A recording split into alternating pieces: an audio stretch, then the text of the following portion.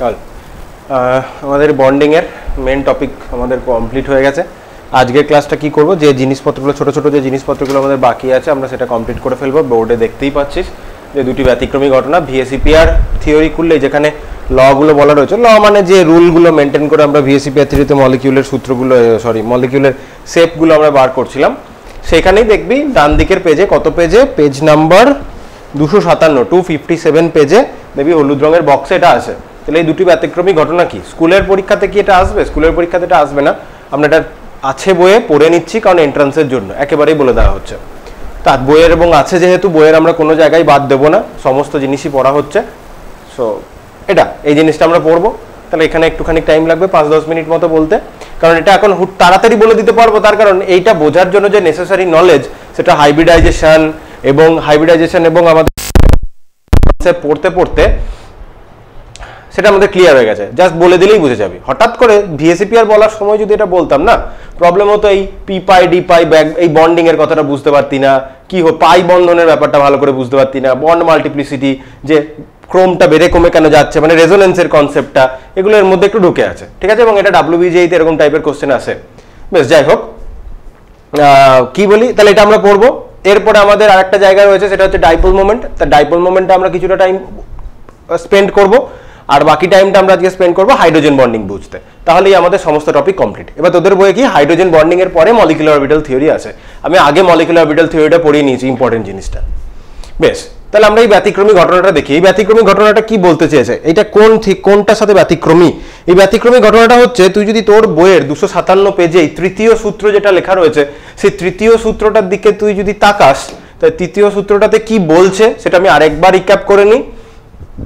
আগে বলেছি তৃতীয় সূত্রের কথাটা যখন ভিএসিপিআর এর প্রথম ক্লাস পার্ট 1, ভিএসিপিআর পার্ট 1 এর তৃতীয় সূত্রের কথাটা বলেছি। আমি আজকে একবার রিক্যাপ করে নিই তৃতীয় সূত্র কি বলছে, সেই সূত্র অনুযায়ী কি হওয়া উচিত। কিন্তু আমাদের ব্যতিক্রমীতে কি হচ্ছে, অবশ্যই ব্যতিক্রমী মানে উল্টোটা হচ্ছে, তৃতীয় সূত্রটাকে কন্ট্রাডিক্ট করছে। তাহলে ওই থার্ড সূত্রটা বা থার্ড লটা বলছে, সেন্ট্রাল অ্যাটম ধর এর সাথে ধর 3টে বন্ড আছে, এখানে হয়তো লোন পেয়ার আছে, যা আছে আছে, ধর বি কিছু একজনের বন্ড আছে, বি কোনো একটা অ্যাটম, ঠিক আছে, ধর NH3 এর মতো ব্যাপার। আরেকটা ধর এ, ওই সেন্ট্রাল অ্যাটমটা এই আছে, তার সাথে ধর 3জন বন্ড করেছে এক্স, এখানে লোন পেয়ার আছে, এরকম টাইপের সেটআপটা ভাব, ঠিক আছে। দুটো অ্যাটম, দুটো মলিকিউলে একই টাইপের জিওমেট্রি মেনটেন করছে, কিন্তু একজনের এ এর সাথে বি বন্ডেড আছে, একবার এক জায়গায় এ এর সাথে এক্স বন্ডেড আছে, মাথায় যে ফুটি ফুটি দেওয়া, এটা হচ্ছে লোন পেয়ার, একটা লোন পেয়ার আছে, মানে AB3L1 শেপ আমি বলতে চাইলাম, মানে ওই জিওমেট্রিটা AB3L1 মানে পিরামিডাল, শুধু এই অ্যাটমগুলো চেঞ্জ হয়ে গেছে। প্রথমটাতে আমি কন্ডিশন লাগালাম এর electronegativity is greater than B. প্রথমটাতে আমি এটা বললাম কি, এটা হচ্ছে ইলেকট্রোনেগেটিভিটি, প্রথমটাই কন্ডিশন আমি এটা লাগালাম। দ্বিতীয়টাই কন্ডিশন আমি এটা লাগালাম এর ইলেকট্রোনেগেটিভিটি এক্স এর থেকে কম। তাহলে প্রথমটাতে প্রান্তীয় বা টার্মিনাল অ্যাটমের রেসপেক্টে সেন্ট্রাল অ্যাটম যে রয়েছে তার ইলেকট্রোনেগেটিভিটি বেশি, আর দ্বিতীয়টাই টার্মিনাল অ্যাটমের ইলেকট্রোনেগেটিভিটিটা বেশি সেন্ট্রাল অ্যাটমের থেকে। আমরা কি জানি ইলেকট্রোনেগেটিভিটি কি?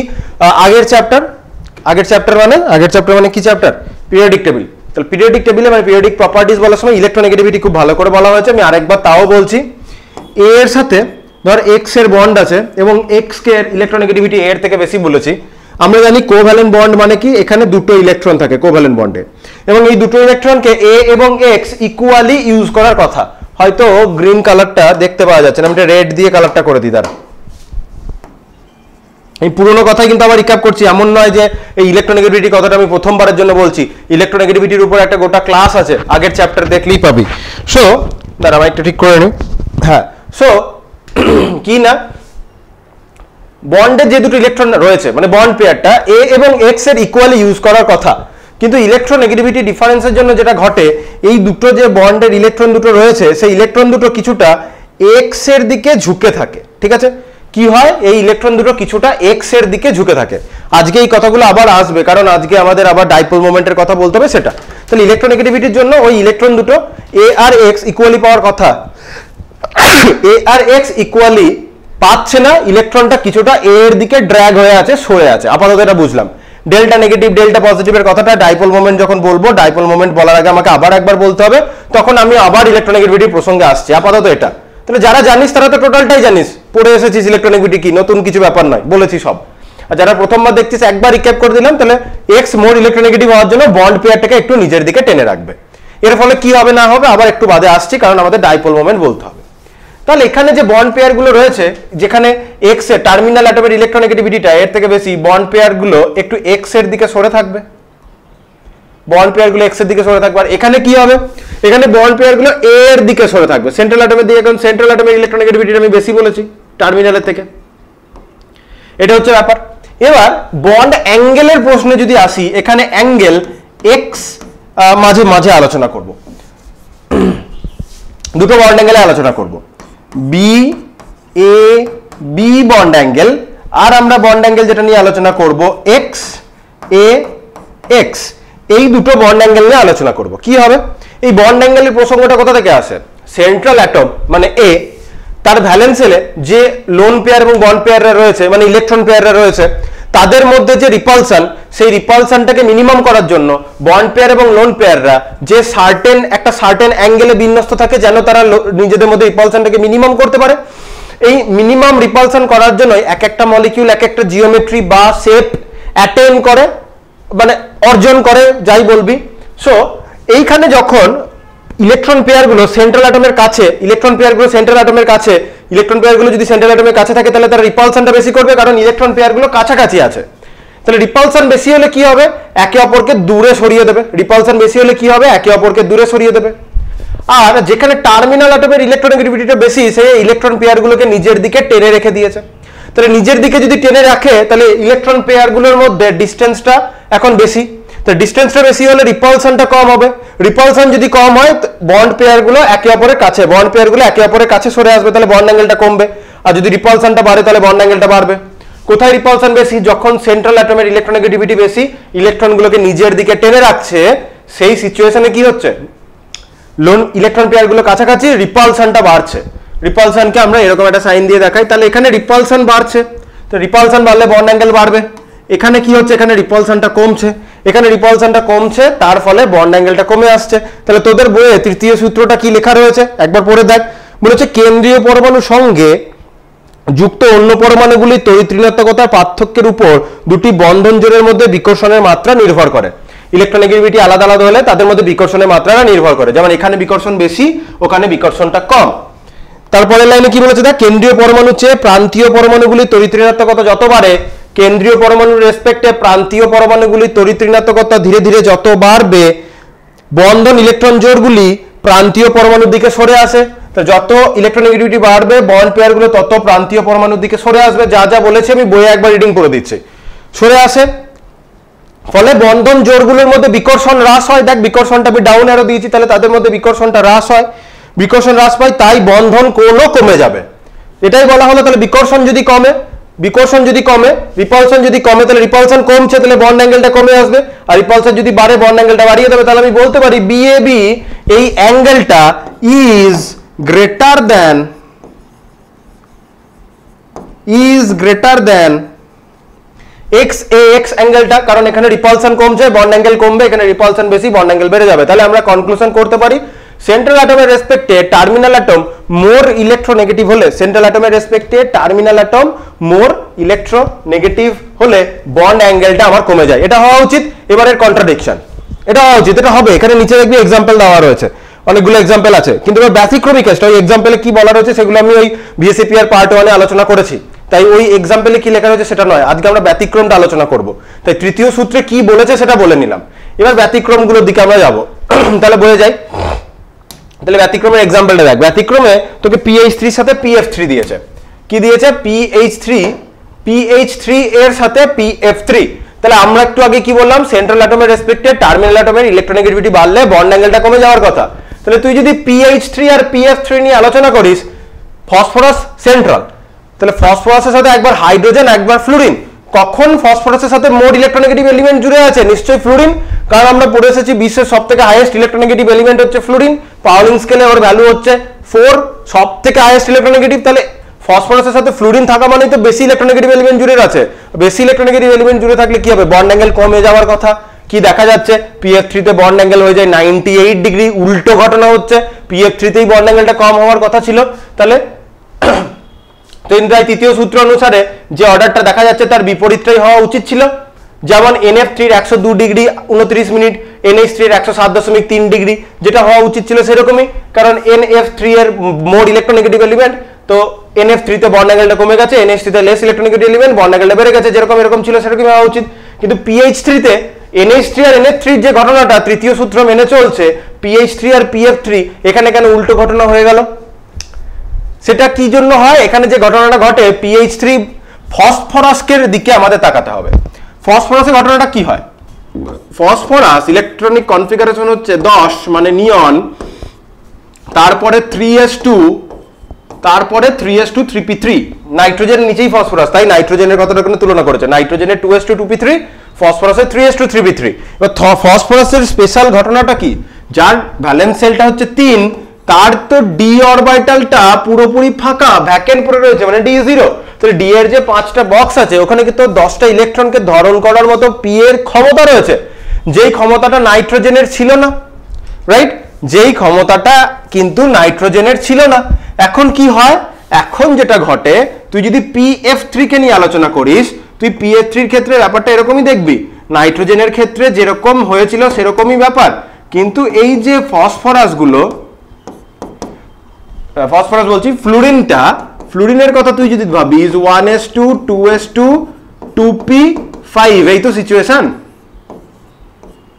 তাহলে 1 2 3 4 5, এই যে সিঙ্গলি ফিল্ড অরবিটালটা, এই সিঙ্গলি ফিল্ড অরবিটালটা দিয়ে ফ্লুরিন বন্ড করেছে, তাহলে এই সিঙ্গলি ফিল্ড অরবিটালটা দিয়ে ফসফরাসের সাথে যদি বন্ড করে, তাহলে এই সিঙ্গলি ফিল্ড অরবিটালটা দিয়ে ফসফরাসের সাথে বন্ড করেছে, বেশ, এই সিঙ্গলি ফিল্ড অরবিটাল দিয়ে ফসফরাসের সাথে বন্ড করলো, কিন্তু তার তো এই দেখ 2px 2py আর 2pz, তাহলে হ্যাঁ, তাহলে ফ্লুরিনটা 2pz দিয়ে ফসফরাসের সাথে বন্ড করে নিল, কারণ একটা সিঙ্গলি ফিল্ড অরবিটাল ওটা দিয়েই ফসফরাসের সাথে বন্ড করলো, ভালো কথা।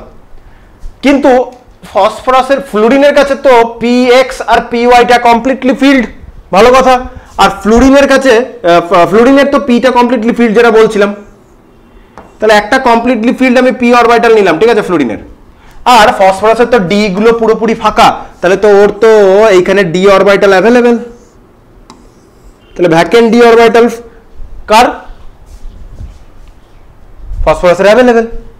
ফসফরাসের ক্ষেত্রে কি হয়, এই পি আর ডি যদি এখন প্যারালাল পায়, এখান থেকে ইলেকট্রনগুলো এখানে জাম্প করে, তাহলে এখান থেকে ইলেকট্রনগুলো ওখানে জাম্প করে, এই জিনিসটা দেখানোর মিনিংটা হচ্ছে আমরা যেটা শিখেছিলাম, ডি অরবিটাল এবং পি অরবিটাল যদি প্যারালালি আসে, তাহলে আমাদের কি হয়, ডি এবং পি যদি প্যারালালি এই দুটো অরবিটাল আসে, এখানে যে বন্ডটা তৈরি হয় সেটাকে আমরা পাই বন্ড বলি, এবং সেই পাই বন্ডকে আমরা ডি পাই পি পাই বলি।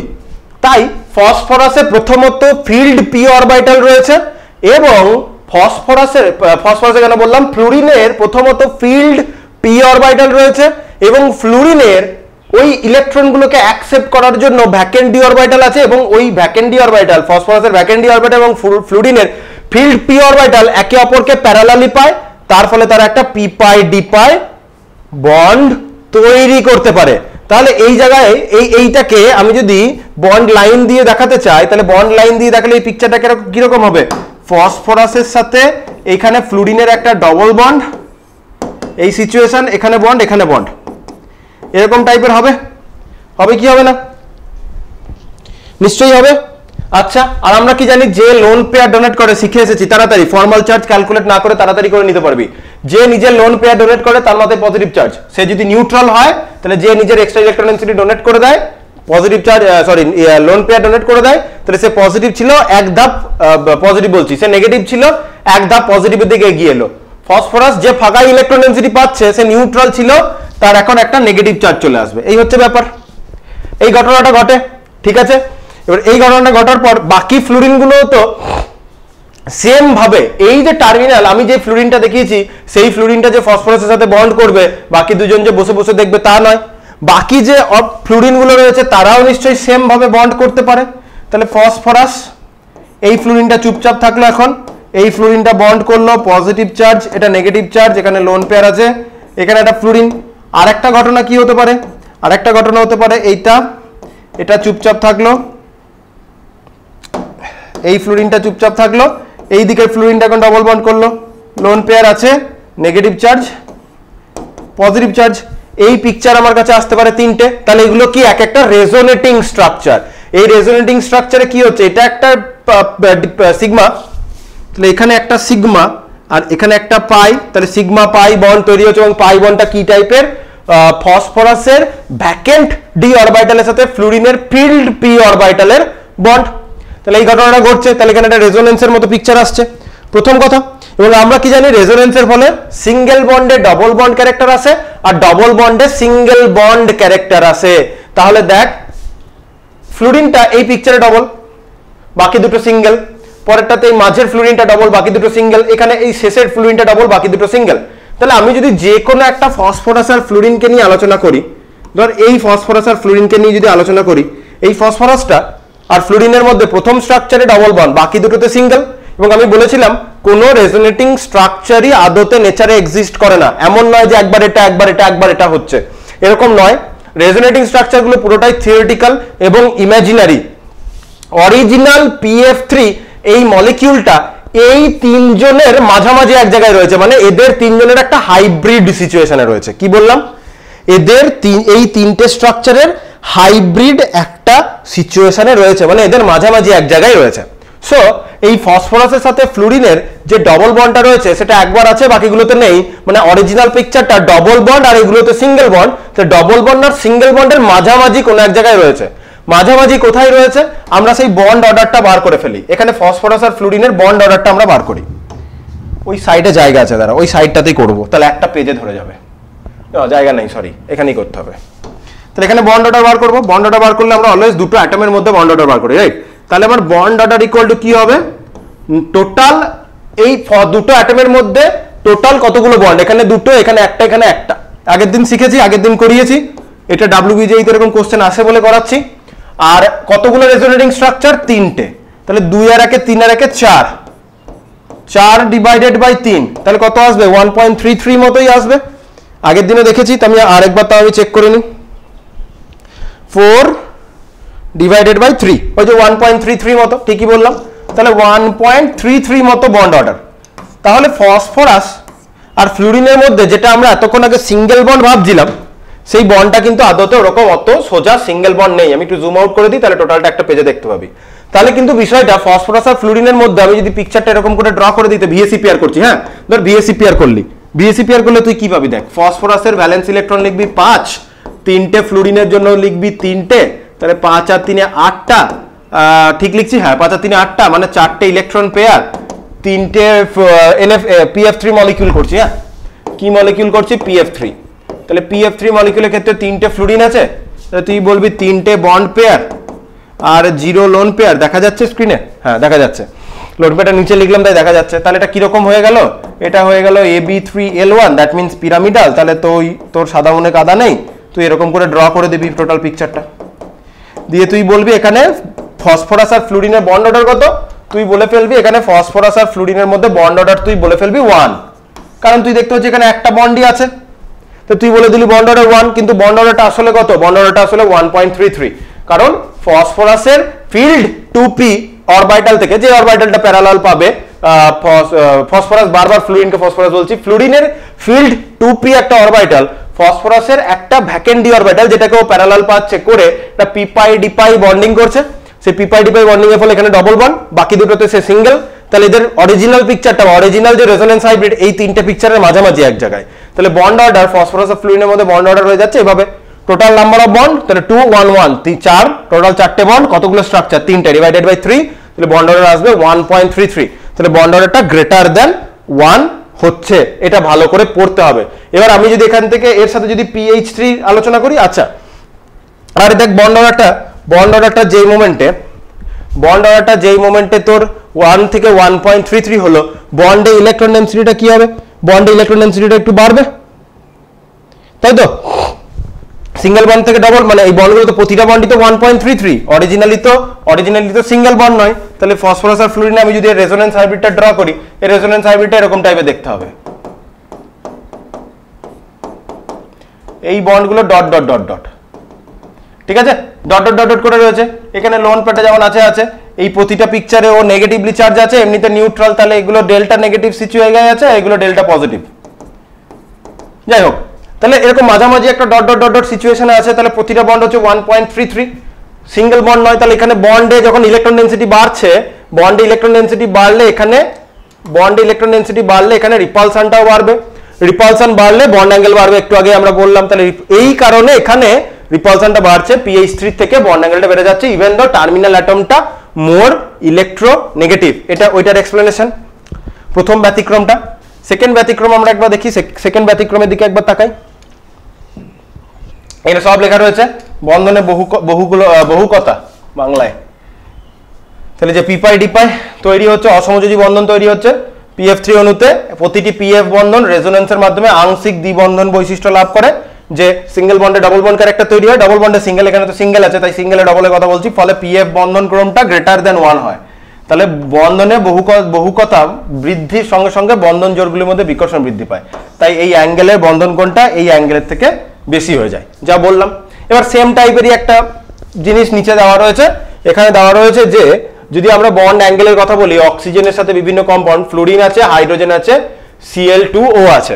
তাহলে আমরা কি পড়লাম, সেন্ট্রাল অ্যাটমের সাথে টার্মিনাল অ্যাটমের ইলেকট্রোনেগেটিভিটি যত বাড়বে বন্ড অ্যাঙ্গেলটা কমে যাওয়ার কথা। সবথেকে highest electronegative fluorine, bond angle সবথেকে কম ওখানে 102, কোনো অসুবিধা হয়নি। অক্সিজেন আর ক্লোরিন আর অক্সিজেন আর হাইড্রোজেনের ব্যাপারটা দেখ, Cl2O তে বন্ড অ্যাঙ্গেলটা 111 ডিগ্রি, H2O তে বন্ড অ্যাঙ্গেলটা 104.28, মানে 104.5 ডিগ্রি। কিন্তু অক্সিজেনের সাথে তো হাইড্রোজেনটা লেস ইলেকট্রোনেগেটিভ, অক্সিজেনের রেসপেক্টে তো অক্সিজেনের সাথে ক্লোরিন ভাবলে ক্লোরিনটা তো সেই সেন্সে আমার মোর ইলেকট্রোনেগেটিভ। এরকম যদি হয়, মানে আমরা অক্সিজেনের রেসপেক্টে বলছি না, অক্সিজেনের সাথে হাইড্রোজেন আর অক্সিজেনের সাথে ক্লোরিন, সেন্ট্রাল অ্যাটমের সাথে যত টার্মিনাল অ্যাটমের ইলেকট্রোনেগেটিভিটিটা ধীরে ধীরে ধীরে ধীরে যত বাড়বে, সেন্ট্রাল অ্যাটমগুলো তো এখানে সবই একই, টার্মিনাল অ্যাটমের ইলেকট্রোনেগেটিভিটিটা যত বাড়বে বন্ড অ্যাঙ্গেলটা কমার কথা। তো টার্মিনাল অ্যাটমে ইলেকট্রোনেগেটিভিটি বাড়াচ্ছে, প্রথমে হাইড্রোজেন আসবে, ইলেকট্রোনেগেটিভিটি যদি কন্টিনিউয়াসলি বাড়ায়, প্রথমে হাইড্রোজেন, তারপরে ক্লোরিন, তারপরে ফ্লুরিন। তাহলে যখন যে ক্ষেত্রে হাইড্রোজেন, সেখানে বন্ড অ্যাঙ্গেলটা সবথেকে বড় হওয়ার কথা, তারপরে ইলেকট্রোনেগেটিভিটি একটু বাড়লো ক্লোরিনে, বন্ড অ্যাঙ্গেলটা একটু কমে যাওয়ার কথা, তারপরে ফ্লুরিনে ইলেকট্রোনেগেটিভিটিটা আরো বাড়লো, তাহলে বন্ড অ্যাঙ্গেলটা আরো কমে যাওয়ার কথা। প্রবলেমটা হয়ে গেছে এখানে, ফ্লুরিনেরটা সবথেকে শেষে গেছে, কিন্তু হাইড্রোজেন আর ক্লোরিনের এই জায়গাটাতে চেঞ্জ হয়েছে। এখানেও সেরকম একটা ক্লোরিনের ফিল্ড, একটা 3p অরবিটাল থেকে ইলেকট্রন, ক্লোরিনের কেন বললাম, সরি, অক্সিজেনের একটা ফিল্ড অরবিটাল থেকে ক্লোরিনের দিকে অসমযোজী, ক্লোরিনের যে ভ্যাকেন্ট অরবিটাল রয়েছে D, 3d, সেই 3d অরবিটালে অক্সিজেনের একটা ফিল্ড 2p অরবিটাল থেকে ইলেকট্রন ট্রান্সফার হয়। ঠিক আছে, একইভাবে ওই পি পাই ডি পাই তৈরি হয়। তাহলে অক্সিজেন পরমাণুর পূর্ণ 2p কক্ষক থেকে, অক্সিজেন পরমাণুর পূর্ণ 2p কক্ষক এবং ক্লোরিন পরমাণুর ফাঁকা 3d কক্ষকের মধ্যে পাই বন্ড তৈরি হয়। তাহলে সেম ওয়েতে অক্সিজেন আর ক্লোরিনের মধ্যে বন্ডটা সিঙ্গেল বন্ড নয়, অক্সিজেন আর ক্লোরিনের মধ্যে বন্ডটা partial double bond character introduce হয়। পার্শিয়াল ডবল বন্ড ক্যারেক্টার যে ইন্ট্রোডিউস হবে, কি হবে, ওখানে রিপালশনটা বাড়বে, এই হচ্ছে ব্যাপার। এবার হাইড্রোজেন আর ক্লোরিনের মধ্যে আমি যদি ভাবি, হাইড্রোজেন এবং ক্লোরিনের কারোরই এরকম সিচুয়েশন করতে পারবে না যদি কক্ষে ফাঁকা কক্ষক না, মানে কি হচ্ছে, অক্সিজেন তো নিজে 2p ইলেকট্রনটা টার্মিনাল অ্যাটমের দিকে পুশ করছে, ক্লোরিনের ফাঁকা 3d ছিল বলে ক্লোরিনের দিকে ইলেকট্রন ডেনসিটি পাঠাতে পেরেছে। কিন্তু হাইড্রোজেন বা ফ্লুরিন কারোরই এরকম ফাঁকা 3d অরবিটাল নেই যে ওদের দিকে ইলেকট্রন ডেনসিটি অক্সিজেন পুশ করবে, এই হচ্ছে ব্যাপার। শুধুমাত্র প্রান্তীয় পরমাণুর তড়িৎ ঋণাত্মকতার দ্বারাই আমরা H2O আর OF2 এদের নিয়ন্ত্রিত হবে, তার জন্য উপরে যে ট্রেনটা দেখেছি সেই ট্রেনটা আমরা দেখতে পাই। আর এই পঞ্চম সূত্রটা পরে যখন সুযোগ হবে আমি তোদের ড্র্যাগোস রুলও বলবো।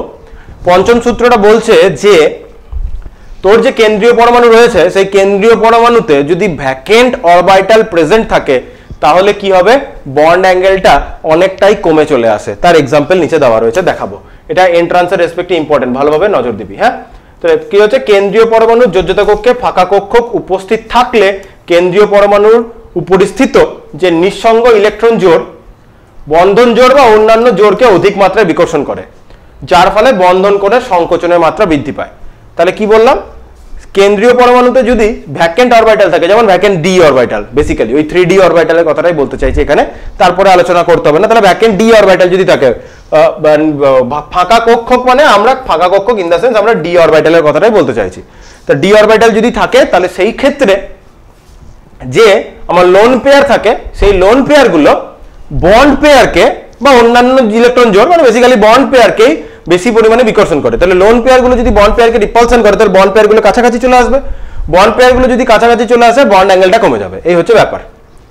কার্বন, নাইট্রোজেন, অক্সিজেন এই ধরনের দ্বিতীয় পর্যায়ভুক্ত যে এলিমেন্টগুলো রয়েছে, দ্বিতীয় পর্যায়ে যে এলিমেন্ট রয়েছে এদের নিশ্চয়ই ভ্যাকেন্ট ডি অরবিটাল নেই, স্বাভাবিক। কার্বনের 2s2p, নাইট্রোজেনেরও 2s2p, অক্সিজেনেরও 2s2p।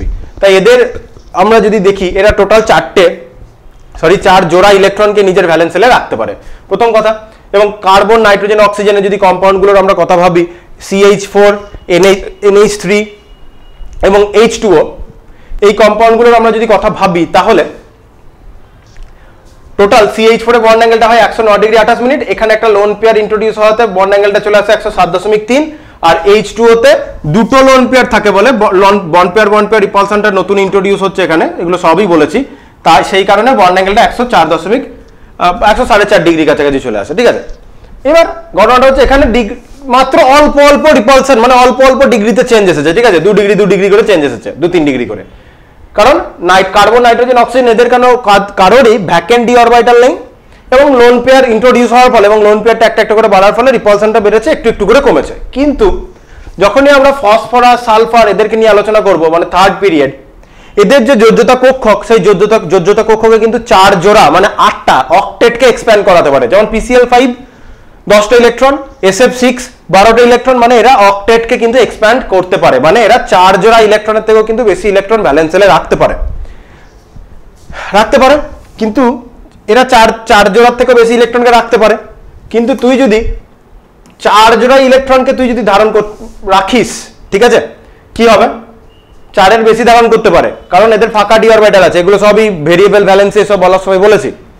এবার যদি তাদের যোজ্যতা কক্ষে 4 জোড়া ইলেকট্রনকে তুই চতুস্তলকীয় ভাবে সাজাস, যেমন PH3 চতুস্তলকীয় হয়ে পিরামিডাল শেপ আসবে ভাবছি, বা তুই যদি H2S করিস, অক্সিজেনের মানে H2O এর সাথে তুই যদি তুলনা করিস, তাহলে তুই ভাবতে পারিস এরকম বেন্ড শেপ বা ভি শেপ আসবে, এরকম তুই যদি আলোচনা করিস, ভাবিস, এখানে বন্ধন করে বিশাল একটা সংকোচন আসে, যেটা দেখা যায় PH3 ক্ষেত্রে এই বন্ড অ্যাঙ্গেলটা কিন্তু 94 হয়, কিন্তু NH3 ক্ষেত্রে এই বন্ড অ্যাঙ্গেলটা কিন্তু 107। H2O এর ক্ষেত্রে বন্ড অ্যাঙ্গেলটা 104.5।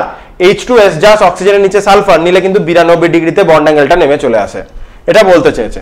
তাহলে তুই যদি আলোচনা করিস কম্পারেটিভ NH3 অ্যান্ড PH3 কে যদি আমরা পাশাপাশি আলোচনা করি, NH3 এর সাথে যদি আমরা PH3 কে পাশাপাশি আলোচনা করি, PH3 কে যদি আমরা পাশাপাশি আলোচনা করি, BSEPR দিয়ে তুই যদি আলোচনা করিস, নাইট্রোজেনেরও ভ্যালেন্স ইলেকট্রন 5টা, ফসফরাসেরও ভ্যালেন্স ইলেকট্রন 5টা, কারণ সেম গ্রুপে, জাস্ট উপরে আর নিচে। 3টে হাইড্রোজেন, একটা করে 3টে, এখানেও 3টে হাইড্রোজেন, একটা করে 3টে, তাহলে এখানেও 8টা, এখানেও আসবে 8টা, মানে 4টে ইলেকট্রন পেয়ার, তার মধ্যে 3টে বন্ড পেয়ার, একটা লোন পেয়ার। এখানেও আসবে 4টে ইলেকট্রন পেয়ার, তার মধ্যে 3টে বন্ড পেয়ার, একটা লোন পেয়ার, এরকম আসার কথা। তাহলে দুজনে কি এই দুজনই হচ্ছে AB3L1 এর অন্তর্ভুক্ত। এবার নাইট্রোজেনের ক্ষেত্রে আমি যদি ভাবি,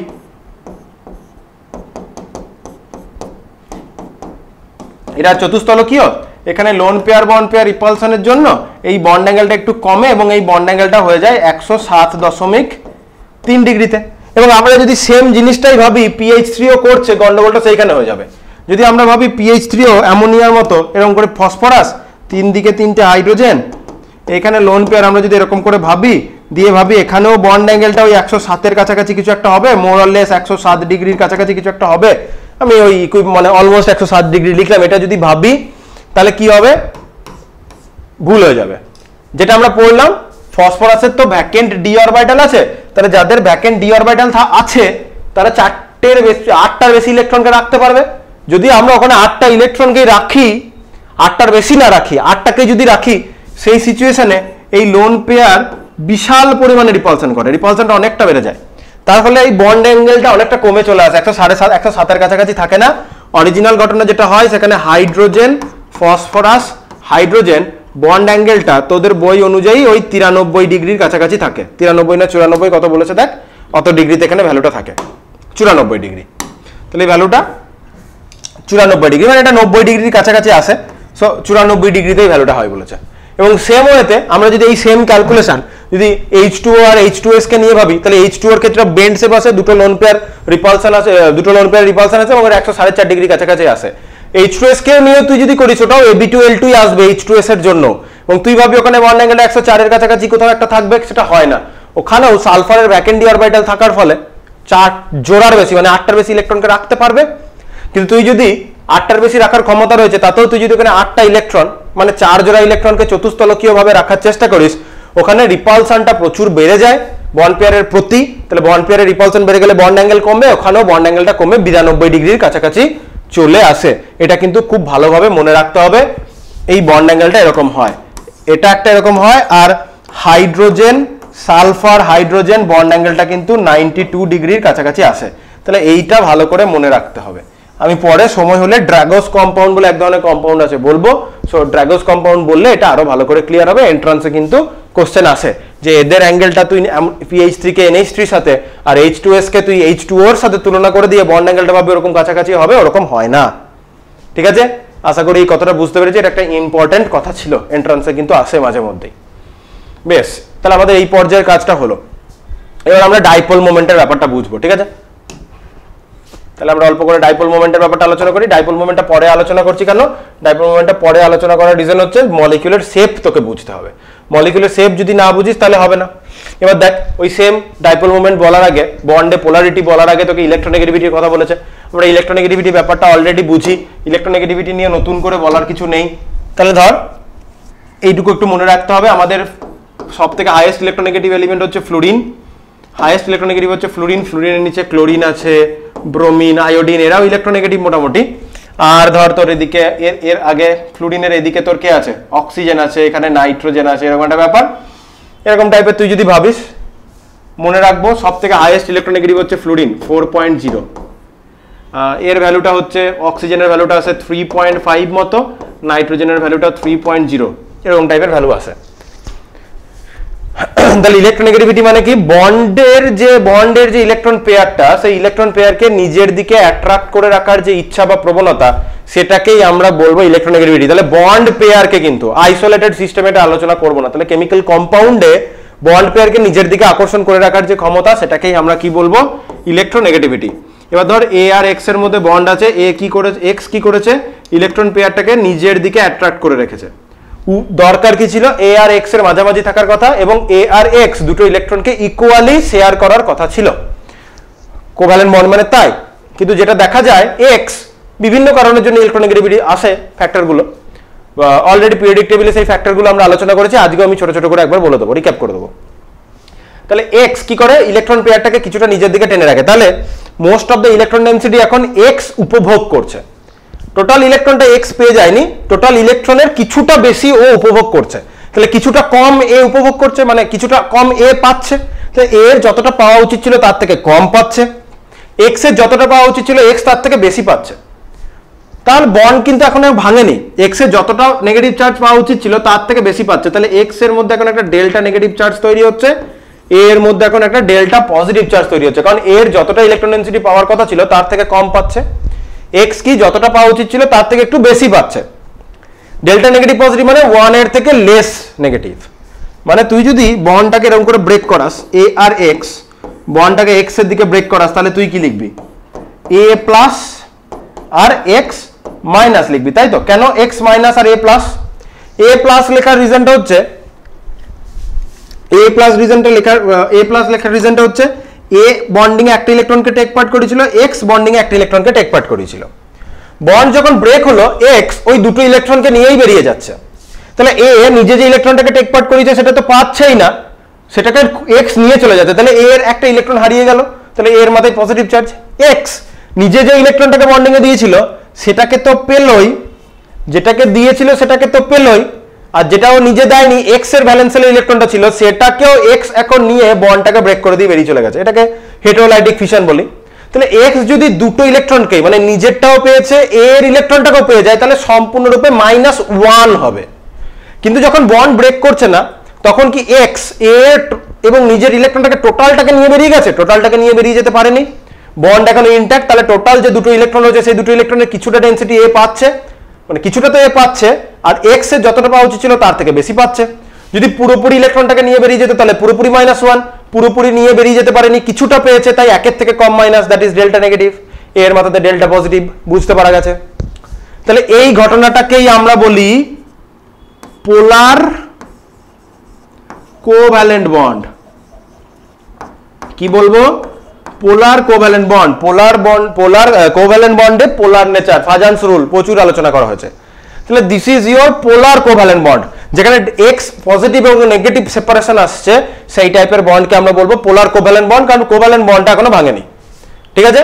যদি এ আর এক্স এর মধ্যে ইলেকট্রোনেগেটিভিটির ডিফারেন্সটা 1.7 এর কাছাকাছি থাকে, তাহলেই অলমোস্ট 50% পোলার নেচার চলে আসে। ঠিক আছে? 50% আয়নিক বন্ডের দিকে সে চলে যায়, ইলেকট্রোনেগেটিভ ডিফারেন্সটা 1.7 এর দিকে চলে গেলে, এতটা ডিফারেন্স হয়ে গেলেই। আচ্ছা, আর পুরোপুরি আয়নিক বন্ড ভাবতে গেলে মিনিমাম ইলেকট্রোনেগেটিভিটি 2 এর ডিফারেন্স থাকে। আয়নিক বন্ড বলতে কি বলেছিলাম এই অ্যাটমিক স্ট্রাকচারের প্রথম ক্লাস। আচ্ছা, এই ডেটাটা বইয়েই লেখা আছে, তোদের বইয়ে লেখা আছে, বইয়েরই ডেটা বললাম, তাছাড়া কোথা থেকে বলবো? আমাকে তো বই পড়েই বলতে হচ্ছে, আমি তো আর নিজের হাতে এগুলো কোনোদিন এক্সপেরিমেন্ট করে ডেটা বানাইনি, এগুলো পাওলিং এর কাজ। আচ্ছা, এবার এই ছিল তোর ইলেকট্রোনেগেটিভিটির ব্যাপার। এবার ইলেকট্রোনেগেটিভিটি কি কি ফ্যাক্টরের উপর নির্ভর করে? ধর ইলেকট্রোনেগেটিভিটি প্রথম যে ফ্যাক্টরের উপর নির্ভর করবে সেই ফ্যাক্টরটা হচ্ছে ধর অ্যাটমের সাইজ। দুটো অ্যাটমের মধ্যে যে অ্যাটমটা সাইজ ছোট, সে কি করছে? তার ভ্যালেন্সের ইলেকট্রনগুলোকে জোরে নিজের দিকে টেনে ধরে রেখেছে, রাইট? তাহলে যার সাইজ ছোট সে ভ্যালেন্সের ইলেকট্রনগুলোকে বেশি জোরে নিজের দিকে অ্যাট্রাক্ট করে রাখে। তাহলে নিজের ইলেকট্রনকে নিজের দিকে জোরে অ্যাট্রাক্ট যে করে রাখছে, তার ইলেকট্রনের প্রতি আকর্ষণ বলটা বেশি, that means say more electronegative হবে, প্রথম কথা। তাহলে তার সাইজ যদি ছোট হয়, রাইট, তার সাইজ যদি ছোট হয় তাহলে কি হবে? তড়িৎ ঋণাত্মকতা তত বেশি পাবে, বেশি বাড়বে।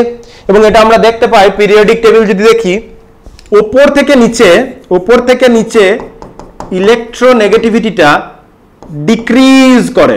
আমরা জানি উপর থেকে নিচে একটা একটা করে প্রিন্সিপাল কোয়ান্টাম নাম্বার বেড়ে যায়। এটা হচ্ছে সেকেন্ড পিরিয়ড, এটা হচ্ছে থার্ড পিরিয়ড, তারপরে ফোর্থ, আয়োডিন হচ্ছে ফিফথ। এইভাবে পিরিয়ডটা চেঞ্জ বাড়তে বাড়তে যাচ্ছে। পিরিয়ড বাড়ছে মানে তার ভ্যালেন্স সেলের প্রিন্সিপাল কোয়ান্টাম নাম্বারটা বাড়ছে। তাহলে উপর থেকে নিচে ভ্যালেন্স সেলের প্রিন্সিপাল কোয়ান্টাম নাম্বার বাড়লে মলিকিউল অ্যাটমটাই সাইজে বড় হয়ে যায়, তাহলে ইলেকট্রোনেগেটিভিটি কমবে।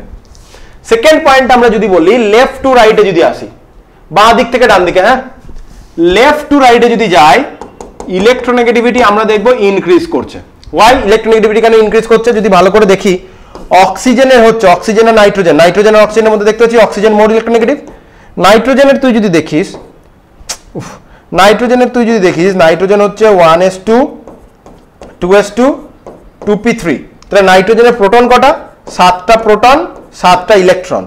অক্সিজেনের দিকে তুই যদি তাকাস 1s2 2s2 2p4, তাহলে অক্সিজেনের ক্ষেত্রে এখন 8টা প্রোটন 8টা ইলেকট্রন। কিন্তু লক্ষণীয় ব্যাপারটা হচ্ছে এখানে ভ্যালেন্স সেলটা এর ক্ষেত্রে n=2, এখানেও কিন্তু ভ্যালেন্স সেলটা n=2। তাহলে এর 7টা এর 8টা, তাহলে ইলেকট্রনের তফাৎ কোনটা? একটা। তাহলে ওটাকেই আমি বলবো অক্সিজেন আর নাইট্রোজেন আর অক্সিজেনের মধ্যে ডিফারেন্সিয়েটিং ইলেকট্রন। তো ডিফারেন্সিয়েটিং ইলেকট্রন হচ্ছে 7 এর পর যে 8তম ইলেকট্রনটা ঢুকছে, তাহলে 8তম ইলেকট্রনটা, নাইট্রোজেনের 7তম ইলেকট্রনটা যে প্রিন্সিপাল কোয়ান্টাম নাম্বার আছে, মানে যে ভ্যালেন্স সেলে আছে, অক্সিজেনের 8তম সেই ইলেকট্রনটা সেই সেম ভ্যালেন্স সেলেই প্রবেশ করলো। তাহলে ভ্যালেন্স সেলের প্রিন্সিপাল কোয়ান্টাম নাম্বারটা যদি চেঞ্জ না হয়, তাহলে অ্যাটমের নিউক্লিয়াস থেকে আউটার মোস্ট অরবিটের ডিস্টেন্স চেঞ্জ হচ্ছে না।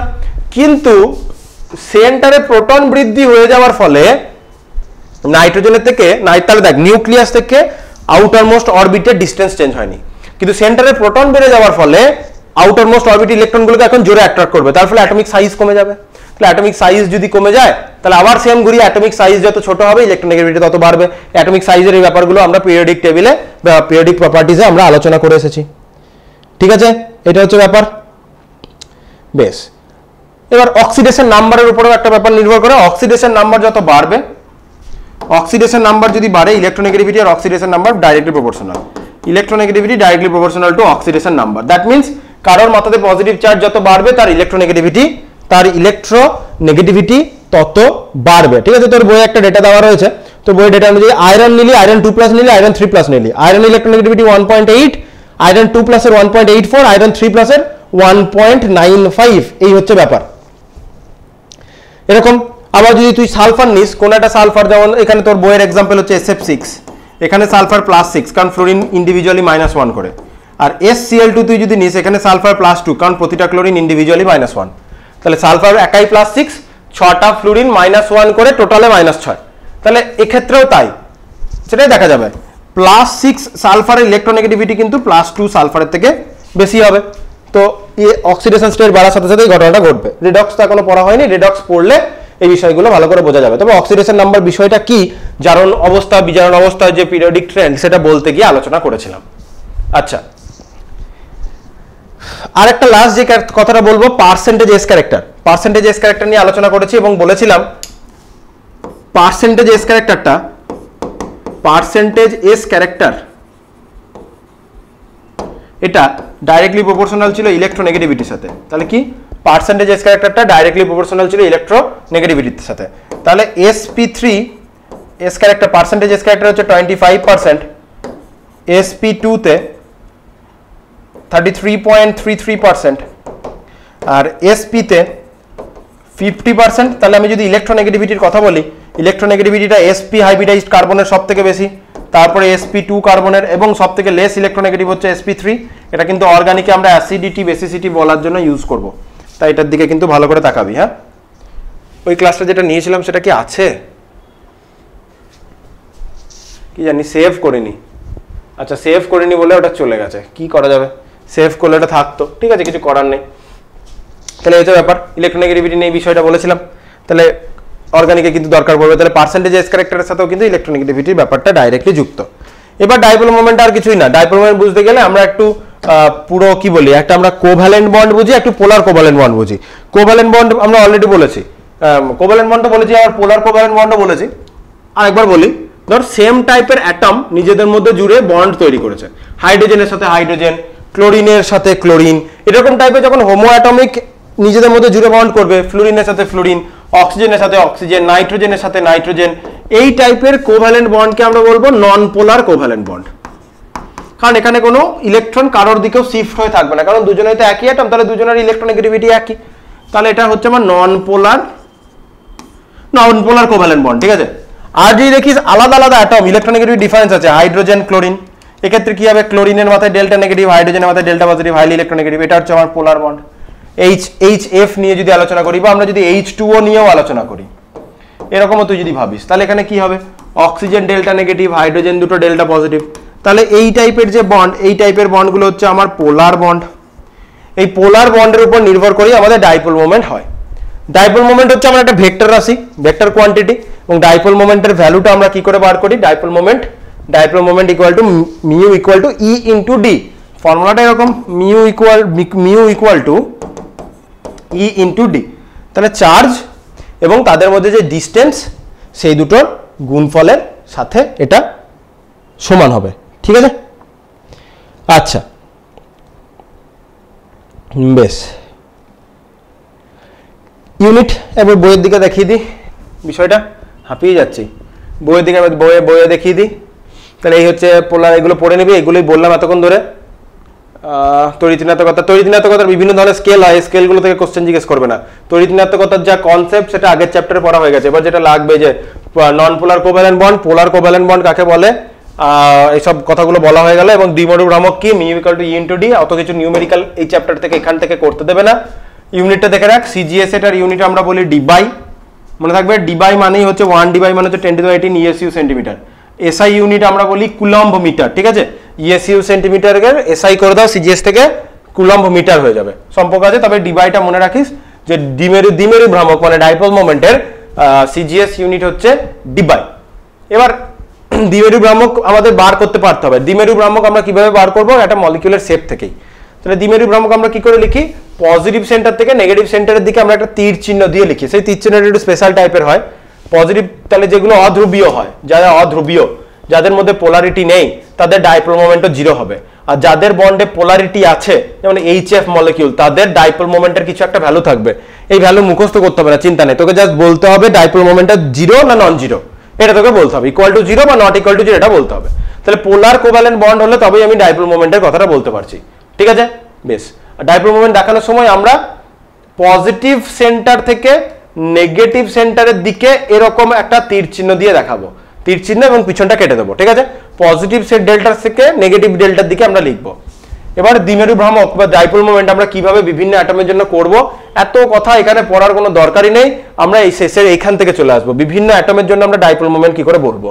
তাহলে বিভিন্ন অ্যাটম নয় সরি বিভিন্ন মলিকিউলের জন্য আমরা ডাইপোল মোমেন্ট কি করে বলবো। দেখেছিস যেই জেনারেল ফরম্যাটে পড়েছিলাম পরপর দেওয়া রয়েছে, আমরা মলিকিউল ড্র করবি, মানে তার জিওমেট্রি ড্র করবি, জিওমেট্রি ড্র করার পর আমরা ভেক্টর নেবো তার।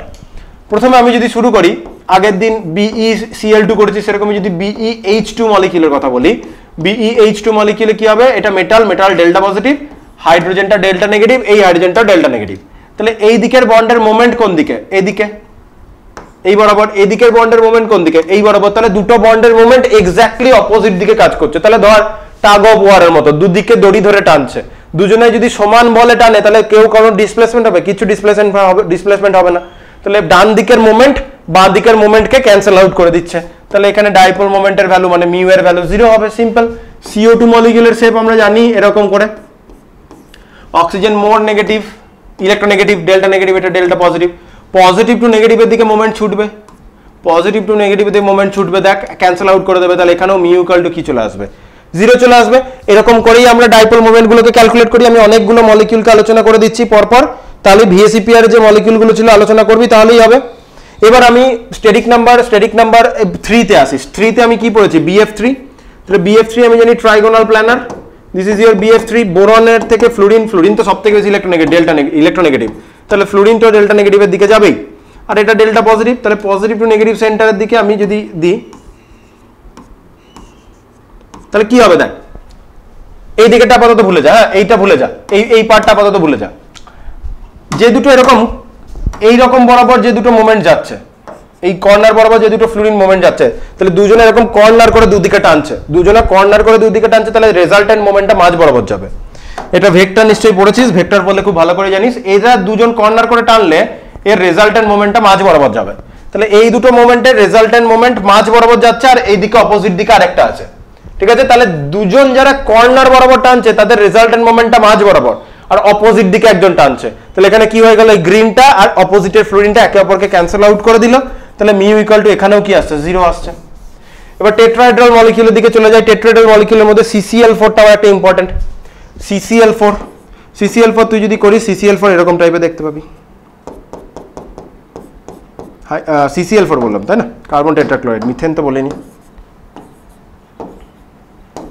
তাহলে বন্ডের মোমেন্ট অবশ্যই ক্লোরিন আমার ডেল্টা নেগেটিভ, এই ক্লোরিন ডেল্টা নেগেটিভ, এই ক্লোরিন ডেল্টা নেগেটিভ, এই ক্লোরিন ডেল্টা নেগেটিভ, কার্বনটা ডেল্টা পজিটিভ। বন্ডের মোমেন্টগুলো দিই, বন্ডের মোমেন্টগুলো এটা এদিক বরাবর, এটার এদিক বরাবর, এটার এদিক বরাবর, আর এটার উপর দিকে। তাহলে এখানে নিচের দিকে যে তিনজন ক্লোরিনের দিকে যাচ্ছে তাদের একটা রেজাল্ট্যান্ট মোমেন্ট থাকবে। তাহলে নিচের দিকে তারা এরকম, নিচের দিকে যারা তিনজন এরকম করে আছে তাই না, নিচের দিকে তিনটে যে ক্লোরিন, আমার বুড়ো আঙ্গুলটাকেও এর মধ্যে কনসিডার করিস। আমার তো এখন ইয়েটা আনিনি, ওই বলস্টিক মডেলটা আনিনি, তাহলে বুঝিস কিরকম। তাহলে এই যে নিচের দিকে তিনটে ক্লোরিন রয়েছে, নিচের দিকে তিনটে ক্লোরিন, একটা এইদিকে এই আঙ্গুল বরাবর, একটা এই পিছনের দিকের আঙ্গুল সামনে পিছনে, আর একটা আমার বুড়ো আঙ্গুল দেখতে পাচ্ছিস, আশা করি এই যে বুড়ো আঙ্গুল দেখতে পাচ্ছিস। তাহলে বুড়ো আঙ্গুল বরাবর তিন দিকে তিনটে আছে। তাহলে এই বরাবর যেটা, এই আঙ্গুল বরাবর আর বুড়ো আঙ্গুল বরাবর যেটা, তাদের রেজাল্টিং মোমেন্টটা তো এরকম মাঝ বরাবর এরকম করে একটা মাঝ বরাবর নিচের দিকে। তাহলে তিনটে আঙ্গুল বরাবর তিনটে রয়েছে নিচের দিকে, ওই পিরামিডের মতো। তাহলে রেজাল্টেন্ট মোমেন্ট এরকম মাঝ বরাবর নিচের দিকে একটা। তাহলে এদের তিনজনের রেজাল্টেন্ট মোমেন্টটা এই পিরামিডের মতো যেটা রয়েছে তাদের রেজাল্টেন্ট মোমেন্টটা মাঝ বরাবর নিচের দিকে একটা, আর উপরের দিকে একটা হাইড্রোজেন টানছে। তাহলে এদের যে নিচের দিকে পিরামিডাল বেসে, এই যে পিরামিডের মতো যে বেসটা, যেটা অ্যামোনিয়ার ক্ষেত্রে ভাবতে, ওই পিরামিডাল বেসের যে তিনজন, তিন দিক নিচের দিকে তিনটে লাল, তারা নিচের দিকে টানছে, তাদের রেজাল্টেন্ট মোমেন্টটা ওই তিনজনের মাঝ বরাবর কার্বন বরাবর নিচের দিকে হুবহু, আর একটা উপরের দিকে। তাহলে এরা একে অপরকে ক্যান্সেল আউট করছে, যার ফলে এখানেও মিউর ভ্যালু আসছে 0, ঠিক আছে। তাহলে CCl4 আমরা করলাম। CCl4 করার পর NH3 এবং NH3 আমাদের খুব ইম্পর্টেন্ট মলিকিউল। NH3 আর NH3 মলিকিউল করার আগে আমরা CCl4টা তো করলাম, CCl4 এর একটা কাউন্টার আমরা করব, CHCl3।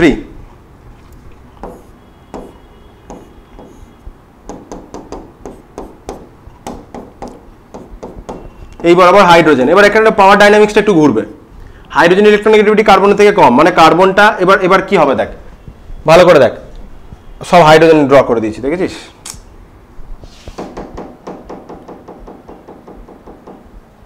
দেবে না, হাইড্রোজেন ড্র করতে চাইনি, এইগুলো ক্লোরিন, আর এখানে আছে হাইড্রোজেন। তাহলে দেখ ভালো করে দেখ, কার্বন আর ক্লোরিনের এই জায়গাটা, কার্বন আর ক্লোরিনের কথাটা তুই যদি আলোচনা করিস, বন্ড মোমেন্টগুলো কোন দিকে যাবে?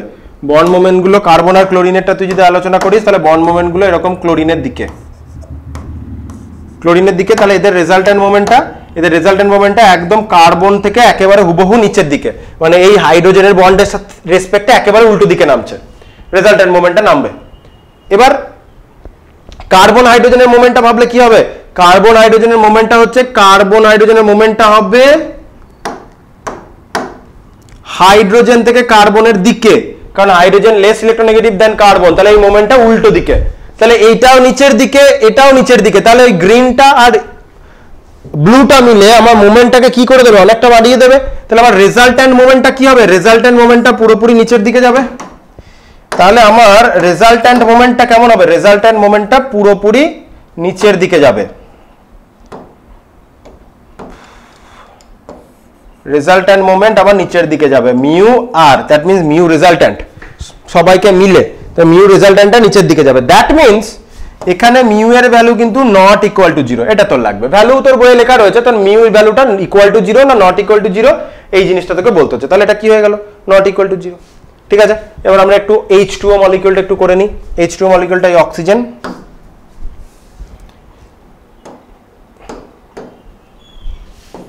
অক্সিজেন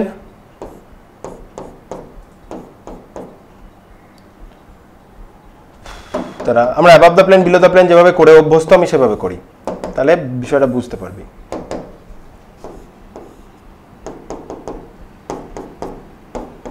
এরকম যদি হয়, লোন পেয়ারের ইলেকট্রোনেগেটিভিটি কিন্তু কি হবে? লোন পেয়ারের ইলেকট্রোনেগেটিভিটি অলওয়েজ সবার থেকে বেশি। তাহলে লোন পেয়ারের ক্ষেত্রে অক্সিজেন ইলেকট্রোনেগেটিভ হলেও এইখানের মোমেন্টটা এদের দিকে যাবে, এখানে মোমেন্টটা এদের দিকে যাবে।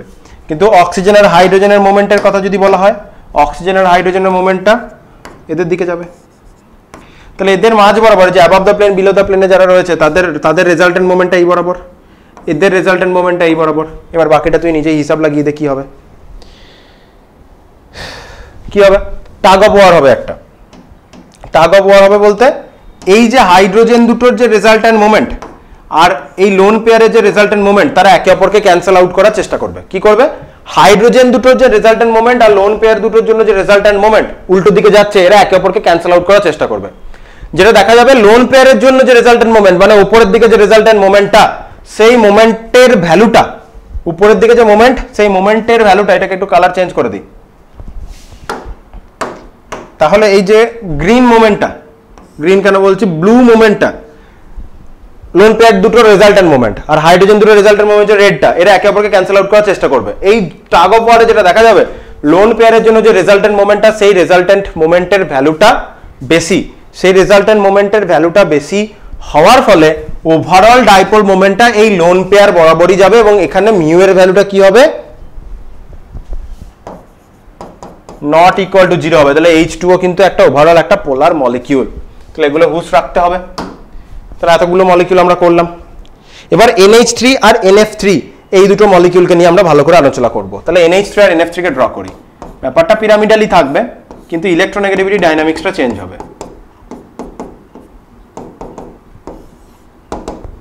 এই NH3 আর এখানে ড্র করব NF3, সরি NF3 ড্র করলাম, এখানে ড্র করব NH3। এটা তোর পরীক্ষার জন্য ইম্পর্টেন্ট। হ্যাঁ,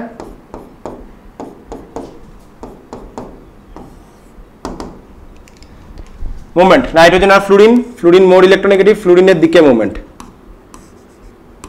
আর নাইট্রোজেন টু লোন পেয়ার মানে মোমেন্ট তো লোন পেয়ারের দিকেই যাবে। এখানে কি হাইড্রোজেন টু নাইট্রোজেনের দিকে মোমেন্ট, কারণ নাইট্রোজেন মোর ইলেকট্রোনেগেটিভ, আর লোন পেয়ারের মোমেন্ট তো লোন পেয়ারের দিকে। তাহলে বুঝতেই পারছিস বাঁ দিকেরটা আবার বলার কিছু নেই।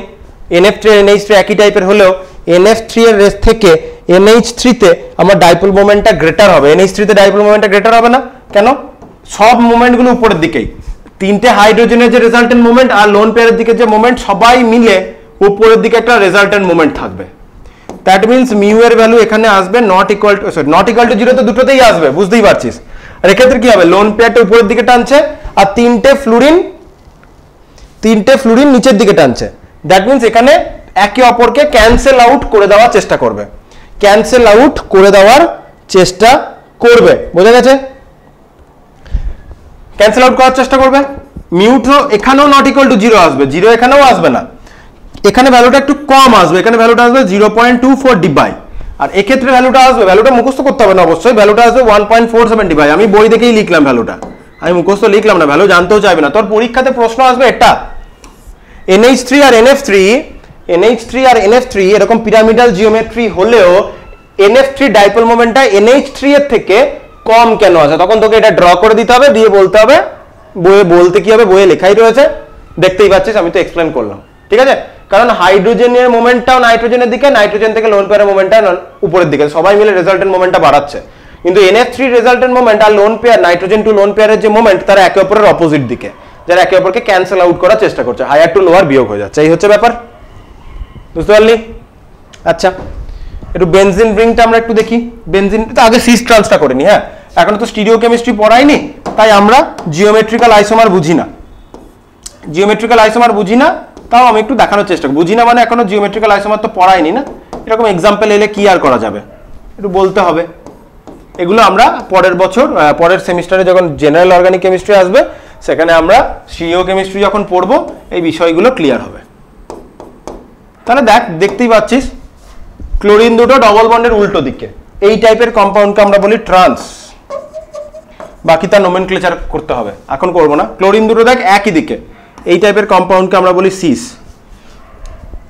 কার্বন হাইড্রোজেন, তাই তো, কার্বন হাইড্রোজেন মানে কার্বন থেকে হাইড্রোজেন থেকে কার্বনের দিকে মোমেন্ট, তাহলে এই দুটো মোমেন্ট একে অপরের অপোজিট, ক্যান্সেল আউট হয়ে যাবে। এটা কার্বন টু ক্লোরিনের দিকে মোমেন্ট, এটা কার্বন টু ক্লোরিনের দিকে মোমেন্ট, সবাইকে একে অপরকে ক্যান্সেল আউট করে দেবে। তাহলে ট্রান্স আইসোমার হলে সেখানে ডাইপোল মোমেন্টটা কি হয়ে যায়, 0 হয়ে যায়। এখানে এই মোমেন্টটা উপরের দিকে, এই মোমেন্টটা উপরের দিকে, তাহলে এদের রেজাল্টিং মোমেন্ট কোন দিকে, উপরের দিকে, মানে হাইড্রোজেন দুটো রেজাল্টিং মোমেন্ট উপরের দিকে। এখান থেকে কার্বন থেকে ক্লোরিনের দিকে, এখান থেকে কার্বন থেকে ক্লোরিনের দিকে, তাহলে এদের মোমেন্টটাও উপরের দিকে, তাহলে সব মিলে একটা উপরের দিকে মোমেন্ট পাবো। বোঝাতে পারছি কথাটা? হাইড্রোজেন দুটোর রেজাল্টিং মোমেন্ট উপরের দিকে, ক্লোরিন দুটো উপরের দিকে টানছে, তাহলে এদের রেজাল্টিং মোমেন্টের মাঝ বড় উপরের দিকে, হাইড্রোজেন দুটোর মাঝ বড় উপরের দিকে। দ্যাট মিন্স এরা একে অপরকে ইন্টেন্সিফাই করবে এবং আমরা ওভারঅল উপরের দিকে একটা মিউ আর পাবো। দ্যাট মিন্স এখানে মিউ নট ইকুয়াল টু 0 হবে, ঠিক আছে? তাহলে এইভাবে আমরা ডাইপোল মোমেন্টের ভ্যালু দেখে কিন্তু সিস ট্রান্স জিওমেট্রিক্যাল আইসোমারকে ডিফার করতে পারবো। এবার লাস্ট আমরা যে মলিকিউল টাইপটা নিয়ে আলোচনা করবো সেটা বেনজিন রিং এর। আগে বেনজিন রিং এর ডাইপোল মোমেন্টটা বুঝি এবং বেনজিন রিংকে আমরা কি করবো, একটু করে সাবস্টিটিউট করবো। তাহলে আমরা বেনজিন রিংকে আমরা সবাই জানি double bond double bond double bond, এইগুলোতে একটা একটা করে কি আছে, হাইড্রোজেন আছে।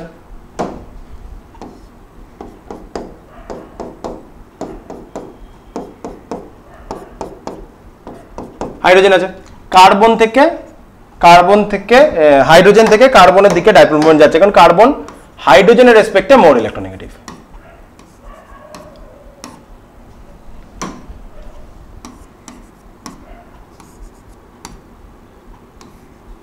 তাহলে দেখ, এই দুটো হাইড্রোজেন একে অপরকে ক্যান্সেল করবে, এরা একে অপরকে ক্যান্সেল করবে, এরা একে অপরকে ক্যান্সেল করবে, তার ফলে বেনজিনের মিউ ইকুয়াল টু কি আসবে, বেনজিনের মিউ আসবে 0, ঠিক আছে? বেনজিনে কোনো ডাইপোল মোমেন্ট নেই।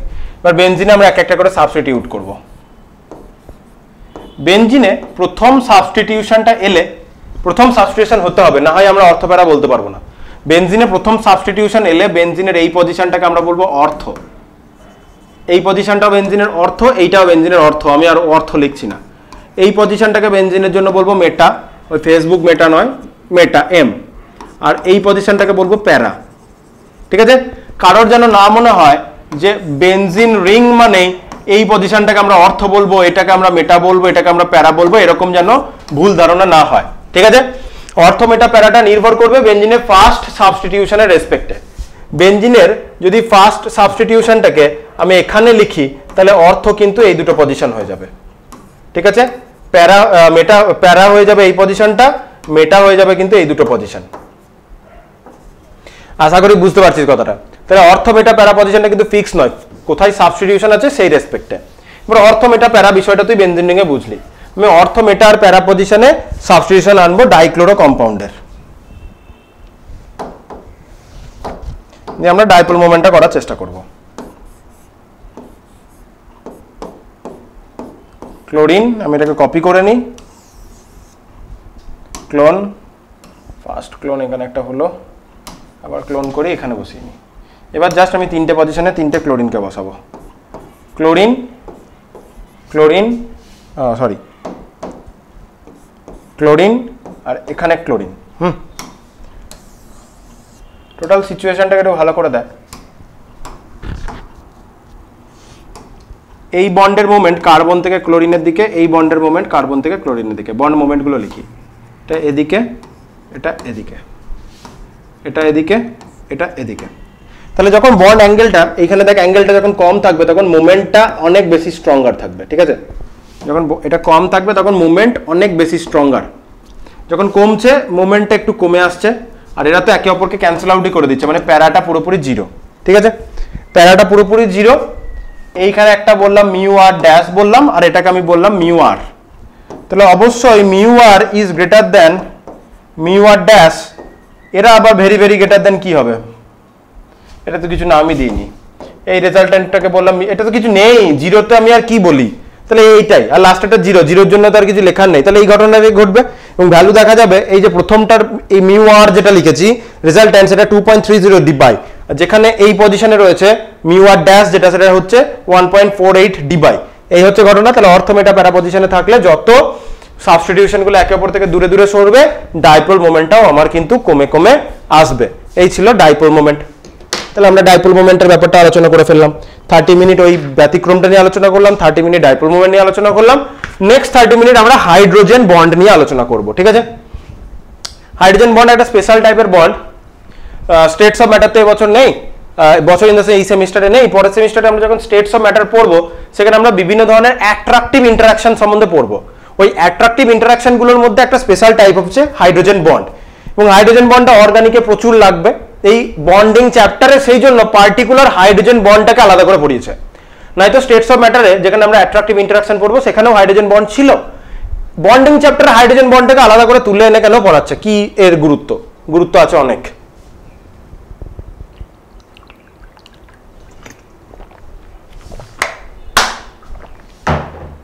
চল হাইড্রোজেন বন্ড নিয়ে আলোচনা করি। হাইড্রোজেন বন্ডের কথাটা আবার সেই ইলেকট্রোনেগেটিভিটির কনসেপ্ট থেকে আসবে, ঠিক আছে? ইলেকট্রোনেগেটিভিটি কনসেপ্ট থেকে আসবে। আমরা কি পড়লাম? একটা লোয়ার ইলেকট্রোনেগেটিভ অ্যাটম, একটা হায়ার ইলেকট্রোনেগেটিভ অ্যাটম থাকলে হায়ারে ডেল্টা নেগেটিভ, লোয়ারে ডেল্টা পজিটিভ তৈরি হয়। এই ডেল্টা পজিটিভ সেন্টারটা প্রথমেই আমি ধরবো, মানে লোয়ার ইলেকট্রোনেগেটিভ যে এলিমেন্টটা রয়েছে সেটা হাইড্রোজেন, ঠিক আছে? তাহলে এই কথাটাই আমি ভুলে যাই। লোয়ার ইলেকট্রোনেগেটিভ যে রয়েছে সে হাইড্রোজেন।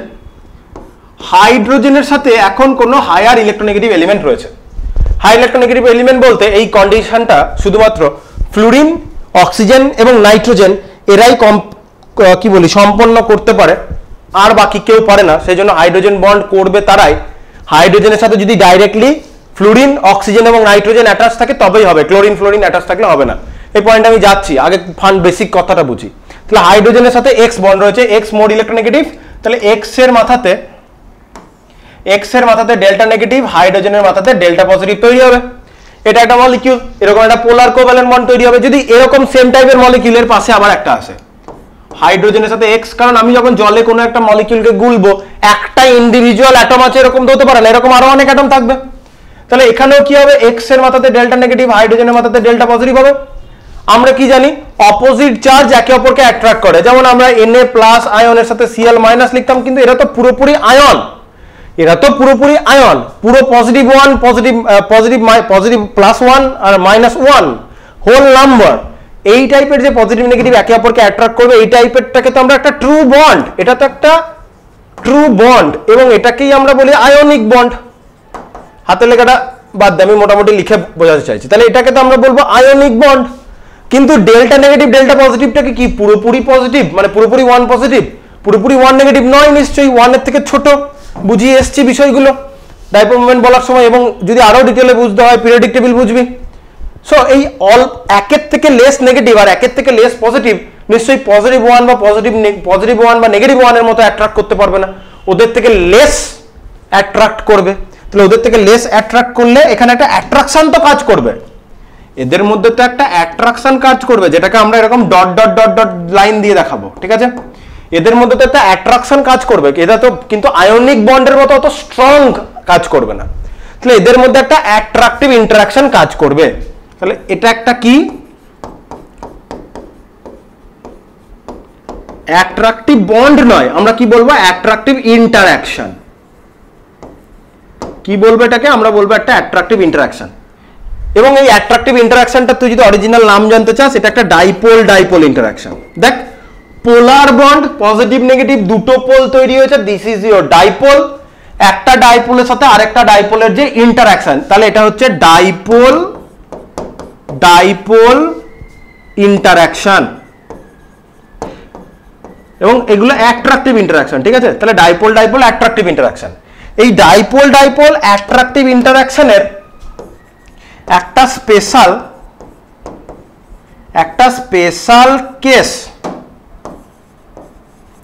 স্পেশাল কেসই হলো আমার হাইড্রোজেন বন্ডিং। মনে থাকলো কথাটা কি বললাম? তাহলে দেখ, একটা ডাইপোলের সাথে আরেকটা ডাইপোলের বন্ড হচ্ছে, তাহলে যেহেতু একে অপরকে অ্যাট্রাক্ট করছে, তাহলে এটা ওভারঅল একটা অ্যাট্রাকটিভ ইন্টারঅ্যাকশন, ভ্যান ডার ওয়াল ফোর্সের আন্ডারে পড়ে। যাই হোক, অ্যাট্রাকটিভ ইন্টারঅ্যাকশন। এই অ্যাট্রাকটিভ ইন্টারঅ্যাকশনটার নাম হলে কি রকম নাম হবে? ডাইপোল ডাইপোল ইন্টারঅ্যাকশন নাম হবে, কারণ একটা ডাইপোলের সাথে একটা ডাইপোল। এবং এই ডাইপোল ডাইপোল ইন্টারঅ্যাকশনের একটা স্পেশাল কেস হচ্ছে হাইড্রোজেন বন্ড। এই ডাইপোল ডাইপোল ইন্টারঅ্যাকশনের একটা স্পেশাল কেস হাইড্রোজেন কেন বলছি, হাইড্রোজেন বন্ড কেন বলছি? কারণ হাইড্রোজেন বন্ড তখনই হবে যখন এই ডেল্টা পজিটিভ সেন্টারে হাইড্রোজেন থাকবে, ঠিক আছে? তাহলে ডেল্টা পজিটিভ সেন্টারে হাইড্রোজেন আছে, এই ডেল্টা পজিটিভ সেন্টারে যদি হাইড্রোজেন না থাকে, অন্য কেউ থাকতো, তাহলে কি সেটা ডাইপোল ডাইপোল ইন্টারঅ্যাকশন হতো? অবশ্যই হতো, যদি এরকম ডেল্টা নেগেটিভ পজিটিভ তৈরি হয় এবং তারা যদি নিজেদের মধ্যে অ্যাট্রাকশন করে, ডাইপোল ডাইপোল ইন্টারঅ্যাকশন।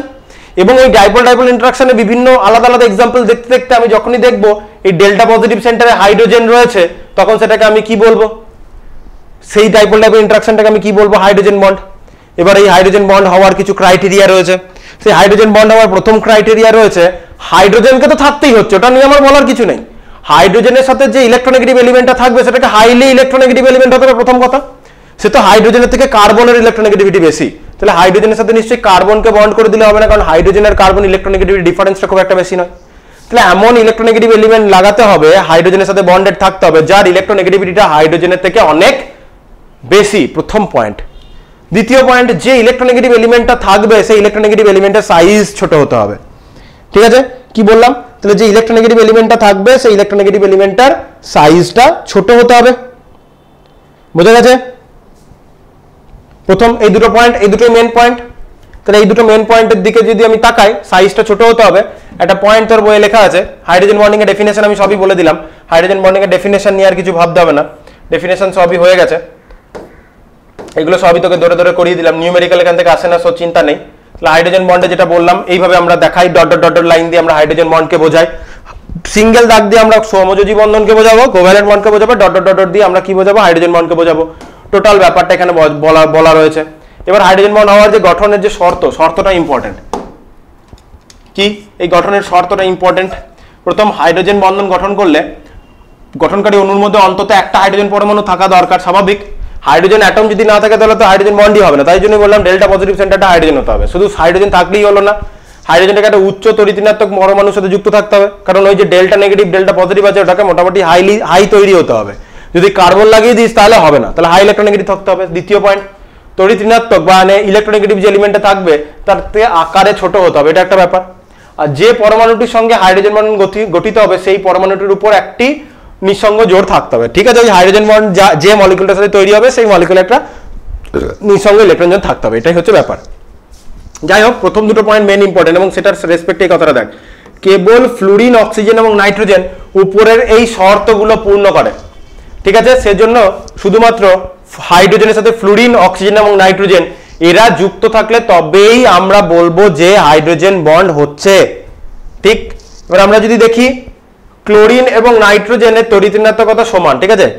ক্লোরিন আর নাইট্রোজেন ইলেকট্রোনেগেটিভিটি সমান, পাউলি স্কেলে সেই ভ্যালু হচ্ছে 3। তাহলে হাইড্রোজেনের সাথে নাইট্রোজেন থাকলে তো হাইড্রোজেন বন্ড হবে, হাইড্রোজেনের সাথে ক্লোরিন বন্ড থাকলেও তো হাইড্রোজেন বন্ড হওয়ার কথা, কিন্তু ক্লোরিনের সাইজটা বড় হওয়ার জন্য হাইড্রোজেনের সাথে ক্লোরিন থাকলে সেটাকে কিন্তু আমরা হাইড্রোজেন বন্ড বলতে পারবো না। ক্লোরিন প্রকৃতপক্ষে স্থায়ী হাইড্রোজেন বন্ড গঠন করতে পারে না, কিন্তু নাইট্রোজেন পারে। এর কারণ ক্লোরিন পরমাণুর আকার নাইট্রোজেনের থেকে বড় হয়। ব্যতিক্রমের দিকে এখন লাগবে না, এই মোমেন্টে ব্যতিক্রম দরকার পড়ছে না। তাহলে যেটা বলতে চাইছি, তোকে যদি আমি এরকম এক্সাম্পল দেখাই, হাইড্রোজেনের সাথে ফ্লুরিন বন্ড আছে, ডট ডট ডট বন্ড ক্লোবাল, মানে অ্যাট্রাকটিভ ইন্টারাকশন, আবার একটা এইচএফ মলিকিউল, এইচএফ মলিকিউলের বন্ডিং এর প্যাটার্নটা একটু অন্যরকম হবে, তোর বইয়ে মার্ক করছি। আবার একটা এইচএফ মলিকিউল, ঠিক আছে, এটা delta negative delta positive, delta negative delta positive, এটা একটা হাইড্রোজেন বন্ড, ঠিক আছে, এটা একটা হাইড্রোজেন বন্ড। কিন্তু যদি তোর সাথে এখন হাইড্রোজেনের সাথে ক্লোরিন দিয়ে দিই, আবার এখানে একটা HCl মলিকিউল দিয়ে দিই, ডেল্টা নেগেটিভ ডেল্টা পজিটিভ, এটা ডেল্টা নেগেটিভ ডেল্টা পজিটিভ, এই ডেল্টা নেগেটিভ পজিটিভ সেন্টারের মধ্যে তুই ইন্টারাকশন করবি, দিয়ে বলবি এটা একটা হাইড্রোজেন বন্ড, ভুল হয়ে গেল। বলবি এটা একটা হাইড্রোজেন বন্ড হয়েছে, তাহলে কি হয়ে গেল, এটা একটা ভুল হয়ে গেল, কারণ ক্লোরিন স্থায়ী হাইড্রোজেন বন্ড করতে পারে না। তুই ভাবে হাইড্রোজেনের সাথে ইলেকট্রোনেগেটিভ এলিমেন্ট ক্লোরিন আছে, বন্ড হয়ে গেল, হাইড্রোজেন বন্ড হবে না। ক্লোরিনের সাইজ বড়, স্থায়ী হাইড্রোজেন বন্ড তৈরি করতে পারে না। হাইড্রোজেন বন্ড ফ্লুরিন পারবে, হাইড্রোজেনের সাথে যদি ফ্লুরিন থাকে পারবে, হাইড্রোজেনের সাথে যদি অক্সিজেন থাকে পারবে, হাইড্রোজেনের সাথে যদি নাইট্রোজেন থাকে পারবে, এবং শুধুমাত্র এরা তিনজনই পারবে, এদের বাইরে কেউ হাইড্রোজেন বন্ড করতে পারছে না। মনে থাকে যেন কথাটা। আর একটা কথা শুরুতেই আগের পেজে লিখলাম, হাইড্রোজেন বন্ডটা কিন্তু কোনো সমযোজী বা আয়নিক বন্ধন নয়। হাইড্রোজেন বন্ড হচ্ছে এক ধরনের অ্যাট্রাকটিভ ইন্টারাকশন, মানে এটা কিন্তু কোনো ট্রু বন্ড নয়, এটা একটা ডাইপোল ডাইপোল ইন্টারাকশন, এটা কিন্তু ট্রু বন্ড নয়, বারবার বলছি। বেশ, হাইড্রোজেন বন্ড এবার দু টাইপের, হ্যাঁ, হাইড্রোজেন বন্ড দু টাইপের, একটা হচ্ছে ইন্টারমলিকিউলার, কি বললাম, একটা হচ্ছে ইন্টারমলিকিউলার। কি করে মনে রাখবো ইন্টারমলিকিউলার, ইন্টার আর আছে, ইন্টার, দুটোই লাল হয়ে গেল কি করে, লাল হয়ে গেল কি আমি করেছি, তাহলে একটা লেখা আছে দেখ ইন্টার, আর কে ঘুরে এলাম, কি করে মনে রাখবো, ইন্টার মানে ইন্টারন্যাশনাল, আমরা বলি ইন্টারন্যাশনাল খেলা মানে আলাদা আলাদা দেশের মধ্যে খেলা, তাহলে সেটা হচ্ছে ইন্টারন্যাশনাল। তাহলে আলাদা আলাদা মলিকিউল নিজেদের মধ্যে হাইড্রোজেন বন্ড করলে সেটাকে আমরা কি বলবো, ইন্টারমলিকিউলার হাইড্রোজেন বন্ডিং। যেমন HF molecule, delta negative delta positive, delta negative delta positive,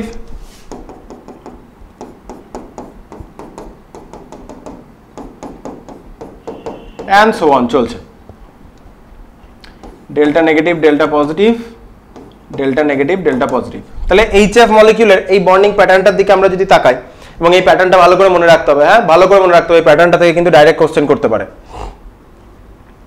hydrogen, হ্যাঁ এই দিক থেকে আবার একটা অ্যাট্রাকটিভ ইন্টারাকশন আসছে, তো এটাকে ইন্টারমলিকিউলার কেন বলছি, এটা একটা এইচএফ মলিকিউল, এটা আর একটা এইচএফ মলিকিউল, এটা অন্য একটা এইচএফ মলিকিউল, এটা অন্য আবার একটা এইচএফ মলিকিউল, তাহলে এগুলো সব আলাদা আলাদা এইচএফ মলিকিউলের মধ্যে বন্ড হচ্ছে। দ্যাট মিন্স তুই তোর পাশের বন্ধুর হাত ধরলি, সে তার পাশের বন্ধুর হাত ধরলো, সে তার আরেকজনের হাত ধরলো, তাহলে আলাদা আলাদা ব্যক্তি একে অপরের হাত ধরলো, তাহলে এগুলো হচ্ছে ইন্টারমলিকিউলার হাইড্রোজেন বন্ডিং।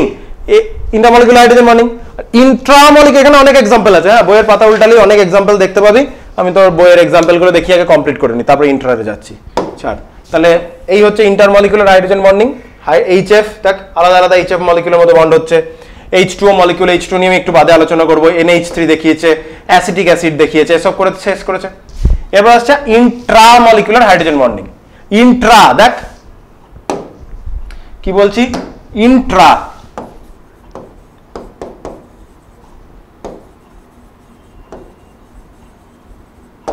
তাহলে ইন্ট্রামলিকিউলার, এক্ষেত্রে কি এসেছে ওয়ার্ড, এক্ষেত্রে যে ওয়ার্ডটা এসেছে সেটা হচ্ছে ইন্ট্রা, আরে তাহলে ইন্ট্রা মানে আইপিএল, আমাদের দেশের মধ্যে আলাদা আলাদা রাজ্যের মধ্যে খেলা হচ্ছে, সেরকমই তুই নিজের হাত নিজেই ধরলি, পাশের জনের হাত ধরলি না, তুই নিজের হাত নিজেই ধরলি, তাহলে নিজের হাত নিজে ধরছিস, তাহলে ইন্ট্রা। তাহলে কোন একটা মলিকিউল নিজেই নিজের সাথে বন্ড করছে, সেটাকে আমরা বলছি ইন্ট্রামলিকিউলার হাইড্রোজেন বন্ডিং। যেমন আমি একটা এক্সাম্পল দেখাই, বেনজিন রিং, সাইক্লিক টাইপের কম্পাউন্ড নিতে হবে,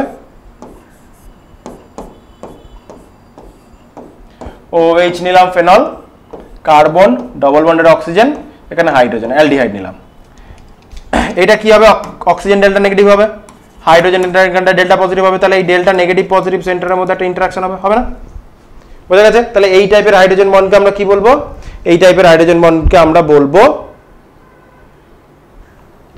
ইন্ট্রামলিকিউলার হাইড্রোজেন বন্ডিং। এই ইন্ট্রামলিকিউলার হাইড্রোজেন বন্ডিং এর ফলে এখানে একটা ঘটনা ঘটেছে, দেখ ইন্ট্রামলিকিউলার হাইড্রোজেন বন্ডিং এর ফলে দেখ তো 1 2 3 4, তাহলে 1 2 3 4 5 6, আর এখানে একটা অ্যাট্রাকটিভ ইন্টারাকশন। তাহলে দেখ একটা সাইক্লিক রিং তৈরি হয়েছে, এই হাইড্রোজেন বন্ডিংটা না থাকলে কিন্তু এই সাইক্লিক রিংটা ছিল না। তাহলে হাইড্রোজেন বন্ডের ফলে এরকম একটা রিং তৈরি হওয়াকেই আমরা বলি কিলেশন বা চিলেশন, ঠিক আছে? এটাকে আমরা কিলেট ইফেক্ট বা চিলেট ইফেক্ট বলি। ওই কোঅর্ডিনেটেড কম্পাউন্ড বা কোঅর্ডিনেশন কম্পাউন্ড যখন পড়বো তখন আমাদের এই চিলেশনটা আবার আসবে। চিলেশন হলে একটা মলিকিউল কি পায়? স্টেবিলিটি পায়। একটা মলিকিউল স্টেবিলিটি পায় কিলেশন বা চিলেশন হলে। এই হাইড্রোজেন বন্ড হয়ে এরকম একটা সাইক্লিক রিং তৈরি করার যে ঘটনা সেটাকেই আমরা বলি কিলেশন বা চিলেশন, যা উচ্চারণ করবি ওটাকে কিলেট রিং বা চিলেট রিং বলতে পারি আমরা। বেশ, তাহলে হাইড্রোজেন বন্ডিং আমার তেমন কিছু বলার নেই। একটা এক্সাম্পল বই আমি একটু চোখে আঙ্গুল দিয়ে দেখিয়ে দিই, যদি আবার পড়তে গিয়ে মিস করে দিস। এখানে বলেছে দেখ, অ্যাসিডিক অ্যাসিডের মলিকিউলগুলো দু টাইপের সিচুয়েশন তৈরি করে হাইড্রোজেন বন্ড করার ক্ষেত্রে। একবার তারা ডাইমারাইজেশন হতে পারে, তাহলে দুটো মলিকিউল নিজেদের মধ্যে জুড়ে যেতে পারে, এটা বাষ্পীয় অবস্থায় ডাইমার তৈরি করে। আর একটা কি হতে পারে, তরল অবস্থায় এরকম আন্তঃআণবিক হাইড্রোজেন বন্ড করে এরকম লং চেন তৈরি করতে পারে। তাহলে ও কখন ডাইমার তৈরি করে? গ্যাসীয় অবস্থায়। গ্যাসীয় অবস্থায় ডাইমার করছে মানে এই যে CH3COOH, ঠিক আছে, একটা অ্যাসিডিক অ্যাসিড। তাহলে এইখানে ডেল্টা নেগেটিভ, আবার একটা CH3C double bond OOH delta positive, এদিকে করলো, এইদিকে একটা ডেল্টা নেগেটিভ, এটা ডেল্টা পজিটিভ। তাহলে দুটো মলিকিউল নিজেদের মধ্যে দুটো হাইড্রোজেন বন্ড করে ডাইমারাইজেশন করে বসে থাকলো, অথবা এরকম স্ট্রেট চেন করতে করতে করতে করতে যেতে পারে।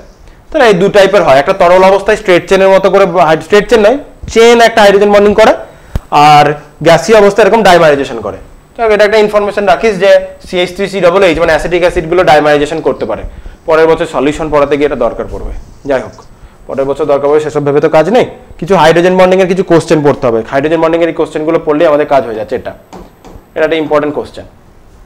অক্সিজেন ও সালফার পর্যায় সারণীর একই শ্রেণীভুক্ত। কোন শ্রেণী? গ্রুপ 16।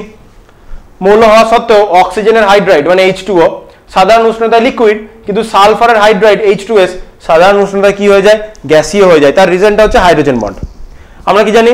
হাইড্রোজেনের সাথে অক্সিজেন, অক্সিজেন, ফ্লোরিন এবং নাইট্রোজেন, এরা তিনজনই হাইড্রোজেন বন্ড করতে পারে। এবার H2O মলিকিউলগুলো একে অপরের সাথে হাইড্রোজেন বন্ডেড। H2O মলিকিউলের হাইড্রোজেন বন্ড নিয়ে আলোচনা করব। H2O মলিকিউলগুলো একে অপরের সাথে হাইড্রোজেন বন্ডেড। তাহলে এই হাইড্রোজেন বন্ডিং হওয়ার জন্য H2O মলিকিউলগুলো একে অপরকে অ্যাট্রাক্ট করে এক জায়গাতে ধরে রাখে, একে অপরকে অ্যাট্রাক্ট করে ধরে রাখে এই হাইড্রোজেন বন্ডগুলোর জন্য, ঠিক আছে।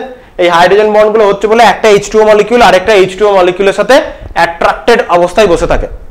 এই অ্যাট্রাকশনগুলো হওয়ার ফলে মলিকিউলটা রুম টেম্পারেচারে লিকুইডে থাকে। আমরা জানি সবথেকে বেশি intermolecular attraction force, molecule to molecule attraction force কোথায় সবথেকে বেশি? সলিডে। তারপরে একটু ফোর্স কোথায় কমে? লিকুইডে।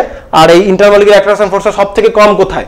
গ্যাসিয়াস অবস্থায়। তাহলে এই হাইড্রোজেন বন্ডের ফলে এই মলিকিউল টু মলিকিউল একটা নতুন অ্যাট্রাকশন ফোর্স তৈরি হচ্ছে, যেটা H2O মলিকিউলের সাথে আরেকটা H2O মলিকিউলকে একে অপরের কাছাকাছি ধরে রাখছে, যার ফলে রুম টেম্পারেচারে H2Oটা লিকুইড, কিন্তু H2S মলিকিউলের মধ্যে এরকম কোনো হাইড্রোজেন বন্ড তৈরি হতে পারে না।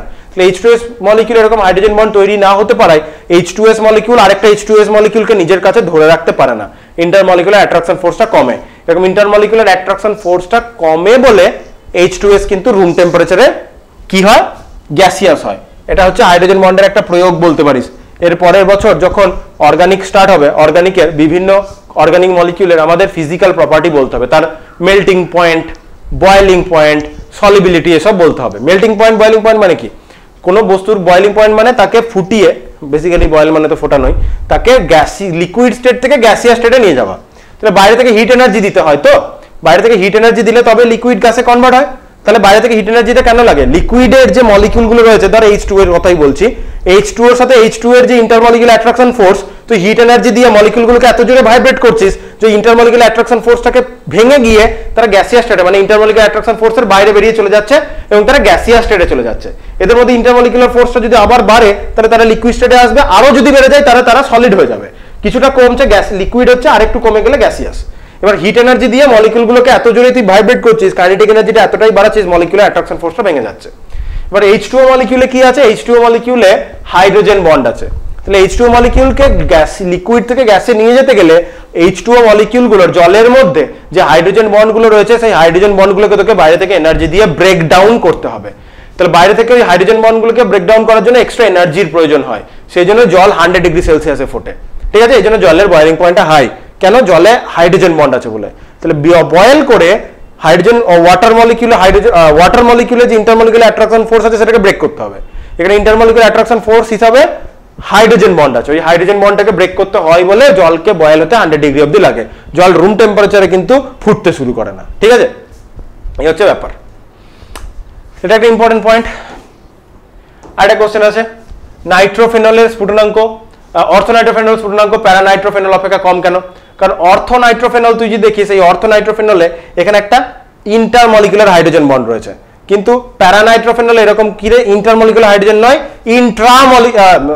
উল্টো বলছি, অর্থনাইট্রোফেনল যেটা দেখছিস এখানে একটা ইন্ট্রামলিকুলার হাইড্রোজেন বন্ড দেখতে পাচ্ছিস, ঠিক আছে, নিজের সাথে নিজেই বন্ড করেছে। প্যারানাইট্রোফেনলে কি দেখতে পাচ্ছিস, এখানে একটা ইন্টারমলিকুলার হাইড্রোজেন বন্ড রয়েছে, তাহলে ইন্টারমলিকুলার হাইড্রোজেন বন্ডের ফলে অনেক হাইড্রোজেন বন্ড তৈরি হতে পারছে, তাহলে স্বাভাবিকভাবেই স্ফুটনাঙ্কটা বাড়বে। অর্থনাইট্রো তুলনায় প্যারানাইট্রোফেনলের স্ফুটনাঙ্ক অর্থ তুলনায় এটা কেন হচ্ছে, ঠিক আছে, কি বল, তাহলে বুঝতে পারলি ব্যাপারটা।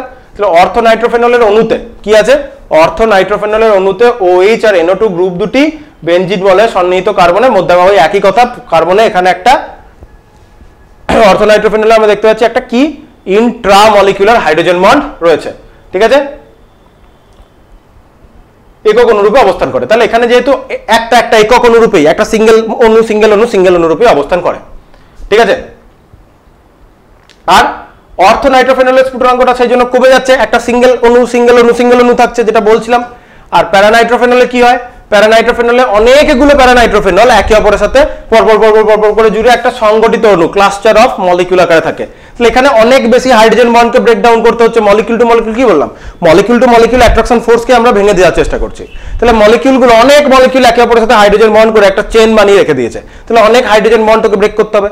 তাহলে কি হবে, প্যারানাইট্রোফেনলের বয়লিং পয়েন্টটা বাড়বে অর্থনাইট্রোফেনলের থেকে, তার জন্যই বলেছে অর্থনাইট্রোফেনলের স্ফুটনাঙ্কটা প্যারানাইট্রোফেনলের থেকে কম, দ্যাট মিন্স প্যারানাইট্রোফেনলের স্ফুটনাঙ্কটা অর্থনাইট্রোফেনলের থেকে বেশি, এটা একটা। আর লাস্টে আমরা যেটা নিয়ে আলোচনা করবো, জলের হাইড্রোজেন বন্ডিংটা নিয়ে আলোচনা করবো বললাম। তাহলে ওয়াটারের হাইড্রোজেন বন্ডিংটা নিয়ে একটু আলোচনা করি, তাহলেই আমাদের কমপ্লিট হয়ে যাবে এই চ্যাপ্টারটা। তাহলে H2O মলিকিউল আমরা জানি টেট্রাহেড্রালি বিন্যস্ত থাকে, তাই তো, হাইব্রিডাইজেশন আমরা বার করেছি,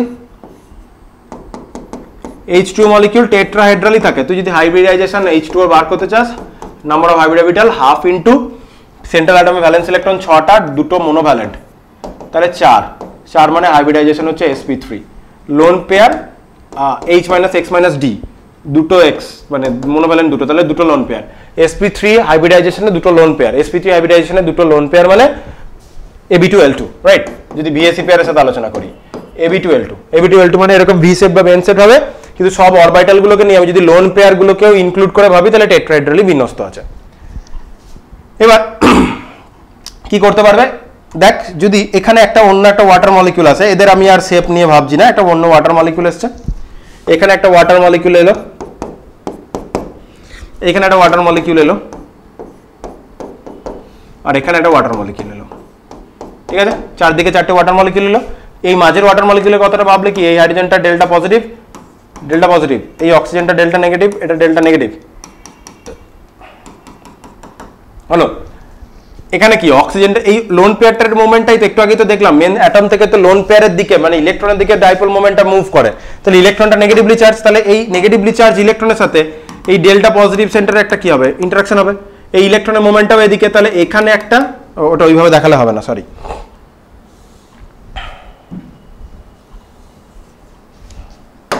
বেঁকে যাচ্ছে না, আমি তোকে তার টেট্রাহেড্রালটা দেখাতে পারবো না।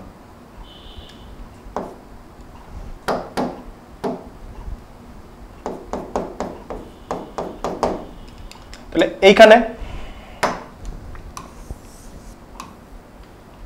এটার সাথে এখানে একটা ইন্টারাকশন হবে,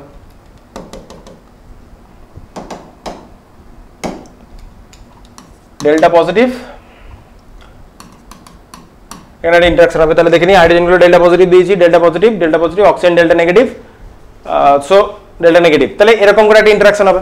তাহলে এই ইন্টারাকশনটা কিরকম করে হচ্ছে, দেখ তো, এই ইন্টারাকশনটা কিরকম করে হচ্ছে, এই ইন্টারাকশনটা টেট্রাহেড্রালি হচ্ছে, ঠিক আছে, এই ইন্টারাকশনটা কিন্তু টেট্রাহেড্রালি হচ্ছে, ভালো করে তুই যদি দেখিস। তাহলে অক্সিজেন H2O মলিকিউল যখন হাইড্রোজেন বন্ড করছে, H2O মলিকিউল কিন্তু তার আশেপাশে টেট্রাহেড্রালি 4টে ওয়াটার মলিকিউলের সাথে হাইড্রোজেন বন্ড করতে পারে। তাহলে একটা H2O মলিকিউল কতগুলো হাইড্রোজেন বন্ড করতে পারে, একটা H2O মলিকিউল কিন্তু 4টে হাইড্রোজেন বন্ড করতে পারে, এবং এই 4টে হাইড্রোজেন বন্ড করার ফলে H2O মলিকিউল কিন্তু তার আশেপাশে টেট্রাহেড্রালি 4টে H2O মলিকিউলকে নিজের আশেপাশে বন্ড করছে। তাহলে টেট্রাহেড্রালি 4টে H2O মলিকিউলকে নিজের আশেপাশে বন্ড করছে, রাইট? করলো? ভালো করে বিষয়টা দেখ, এটাই হচ্ছে ওয়াটারে হাইড্রোজেন বন্ডিং এর ব্যাপারটা। এবার প্রশ্নটা আসে, যে মেন প্রশ্ন, যে আমাদের বরফের ডেনসিটি ওয়াটারের থেকে কম কেন হয়, এটা হচ্ছে ব্যাপার। দেখ, যখন গ্যাসকে আমরা কি করবো, ঠান্ডা করছি, গ্যাসকে ঠান্ডা করলে সে লিকুইডে কনভার্ট হচ্ছে, গ্যাস থেকে লিকুইডে যে কনভার্ট হলো তার ডেনসিটিটা বাড়লো, গ্যাস থেকে লিকুইডে কনভার্ট হলে ডেনসিটি কেন বাড়লো? ধর ডেনসিটি মানে হচ্ছে মাস বাই ভলিউম, ঠিক আছে? মাস বাই ভলিউম। তুই যদি মাসটাকে চেঞ্জ না করিস, মাসটাকে চেঞ্জ করলাম না মানে আমি বলতে চাইছি এখানে ধর 100টা গ্যাসের ওয়াটারের ভেপার রয়েছে, 100টা ওয়াটার ভেপার রয়েছে। এই 100টা ওয়াটার ভেপারকে আমি যদি ঠান্ডা করি, দিয়ে সেটাকে আমি যদি লিকুইড করার চেষ্টা করি, তাহলে 100টা ওয়াটারের মলিকিউলই লিকুইড স্টেটে আসবে। আমি ওয়াটারের মলিকিউলের পরিমাণটা কমায়নি বাড়ায়নি। 100টা ওয়াটার ভেপার ছিল, মানে H2O মলিকিউল ভেপার ফেজে ছিল, সেখান থেকে সে লিকুইড ফেজে হলো 100টা H2O, বাইরে থেকে H2O আসেনি, তাহলে মাসটা কি থাকলো? ফিক্স। গ্যাস থেকে যেই আমি লিকুইড করব, ভলিউমটা কি হবে? ডিক্রিজ করবে। তাহলে মাস ফিক্সড, গ্যাস থেকে লিকুইডে গেলে ভলিউম কমবে। যেই মোমেন্টে মাস ফিক্সড রেখে ভলিউম কমবে, ডেনসিটি কি হবে? বাড়বে, রাইট? ম্যাথামেটিক্যালি আমরা দেখাতে পারি। আর নিজের মতো করে তুই যদি ভাবিস গ্যাসের ডেনসিটি কম, ওয়াটারের ডেনসিটি বেশি, স্বাভাবিক। তুই জলের মধ্যে দিয়ে হাঁটার চেষ্টা কর আর বায়ুর মধ্যে দিয়ে হাঁটছিসই রোজ, জলের মধ্যে দিয়ে হাঁটলে নিশ্চয়ই তোকে বেশি ড্র্যাগ অনুভূত হবে, বেশি জোরে হাঁটতে হবে, স্বাভাবিক, করে ডেনসিটি বেশি, পার্টিকেলের ঘনত্ব বেশি, তাহলে ঘনত্ব বাড়ছে। এবং হওয়া উচিত তাই।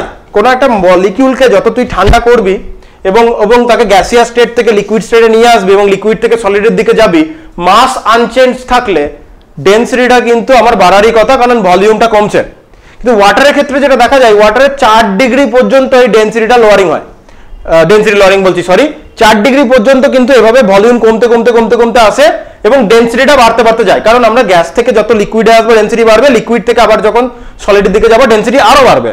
তাহলে ওয়াটারকে 100 ডিগ্রি থেকে তুই কমাতে, ঠান্ডা করতে করতে করতে করতে করতে নিয়ে আসছিস, তাহলে ডেনসিটি ধীরে ধীরে ধীরে ধীরে বাড়ছে, কারণ তুই সলিডের দিকে এগোচ্ছিস। এরকম করে ডেনসিটি বাড়তে বাড়তে বাড়তে বাড়তে 4 ডিগ্রি অবধি জলের কিন্তু ডেনসিটিটা বাড়ে।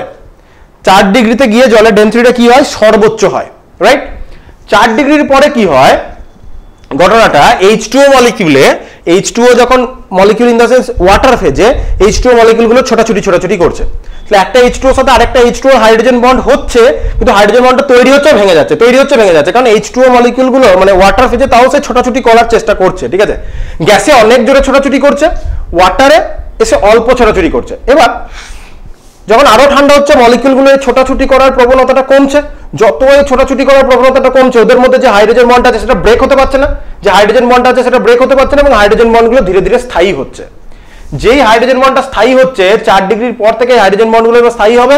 হাইড্রোজেন বন্ডগুলো যেই স্থায়ী হবে, একটা H2O মলিকিউল তার আশেপাশে টেট্রাহেড্রালি আরো 4টে H2O মলিকিউলকে অ্যাট্রাক্ট করবে। শুধু এই ঘটনাটা নয়, এই H2Oটার কথা যদি ভাবি, এও নিজের আশেপাশে টেট্রাহেড্রালি আরো 4টে বন্ড করবে, এও 4টে বন্ড করবে, এও 4টে বন্ড করবে, এও 4টে বন্ড করবে, এরকম করে একটা নেটওয়ার্ক চলতে শুরু করবে। মানে অনেক এরকম হাইড্রোজেন বন্ড হবে, মানে আইস তৈরি হচ্ছে, ঠিক আছে?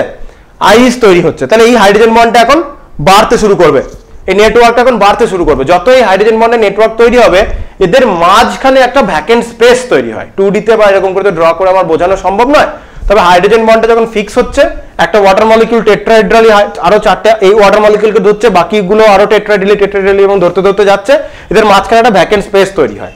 ওই ভ্যাকেন্ট স্পেসটা তৈরি হওয়ার জন্য আইসের ডেনসিটিটা এবার কমে ওয়াটারের থেকে, সেই জন্য আইসের ডেনসিটিটা আমার কমতে শুরু করে।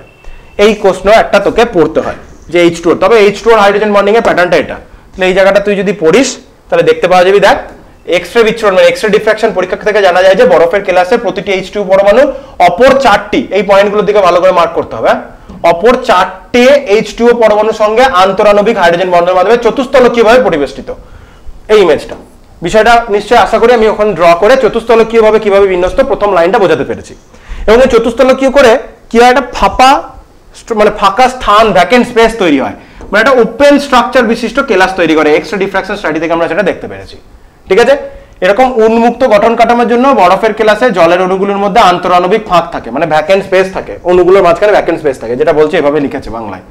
বরফ গলে জলে পরিণত হলে এইরকম গঠন কাঠামোটা ভেঙে যায়, তরল অবস্থায় জলের অণুগুলি শৃঙ্খলাকার হাইড্রোজেন বন্ধনে আবদ্ধ হয়ে সংগঠিত অবস্থায় থাকে, ফলে অণুগুলি পরস্পরের অনেক কাছাকাছি আসে এবং বরফের যে ফাঁকা জায়গা ছিল তা আর থাকে না। এটা হচ্ছে বলতে চাইলো। এর ফলে ডেন্সিটিটা আমার বাড়ে, মানে ডেন্সিটিটা মানে ওয়াটারের ডেন্সিটিটা বাড়ে, আইসের ডেন্সিটিটা কম। যাই হোক, মেন পয়েন্টটা হচ্ছে হাইড্রোজেন কতগুলো কিভাবে বন্ড করতে পারে না করতে পারে এই ব্যাপারটা। তাহলে এত দূর আবার পড়ে ফেললেই হাইড্রোজেন বন্ড কমপ্লিট। তাহলে আমাদের এই চ্যাপ্টারও কমপ্লিট। অনেকটা লেন্দি চ্যাপ্টার, অনেকটা বড় চ্যাপ্টার, তার জন্য অনেকগুলো ক্লাস লেগেছে, গোটা 9-10টা ক্লাস লেগেছে। হিসাব তাই দিয়েছিলাম যে 9টা ক্লাসের মধ্যে হবে, জানি না 9টা বা 10টা এরকমই কিছু লাগলো। এবার পরের দিনের ক্লাসে কি করবো, আমরা প্রিভিয়াস ইয়ার আলোচনা করব। এরপরে আর অত ঝামেলার কিছু নেই, এস ব্লক আর পি ব্লক আছে। এস ব্লক আর পি ব্লকই তো আছে, আমাকে আরেকবার সিলেবাসটা তো দেখতে হবে যে লাস্টের চ্যাপ্টার দুটো এস ব্লক আর পি ব্লক নাকি, একবার চেক করে নেবো। প্রবাবলি এস ব্লক আর পি ব্লকই আছে। এস ব্লক পি ব্লক অত বড় অত টাইম লাগবে না, অত বেশিও নয়, বাস অত ঝামেলার কিছু নেই, একটু মুখস্থ মতো করতে হবে। তবে এস ব্লক পি ব্লকটা একটু ভালো করে বোঝার জন্য যে ফান্ডামেন্টাল থিওরি বা কনসেপ্টগুলো সেগুলো পিরিয়ডিক প্রপার্টিজের মধ্যে ঢুকে আছে, ঠিক আছে? ওই প্রপার্টিগুলোই আবার ঘুরিয়ে ঘুরিয়ে আসবে। তো আজকের ক্লাস এতটাই থাকলো, বাকি পরের দিন আমরা প্রিভিয়াস ইয়ারে কোশ্চেন করবো এই চ্যাপ্টারের, দেন আমরা এস ব্লক পি ব্লক করবো, তাদেরও প্রিভিয়াস ইয়ার করবো। হয়েই এসছে, একদম শেষের দিকেই চলে এসছি আমরা।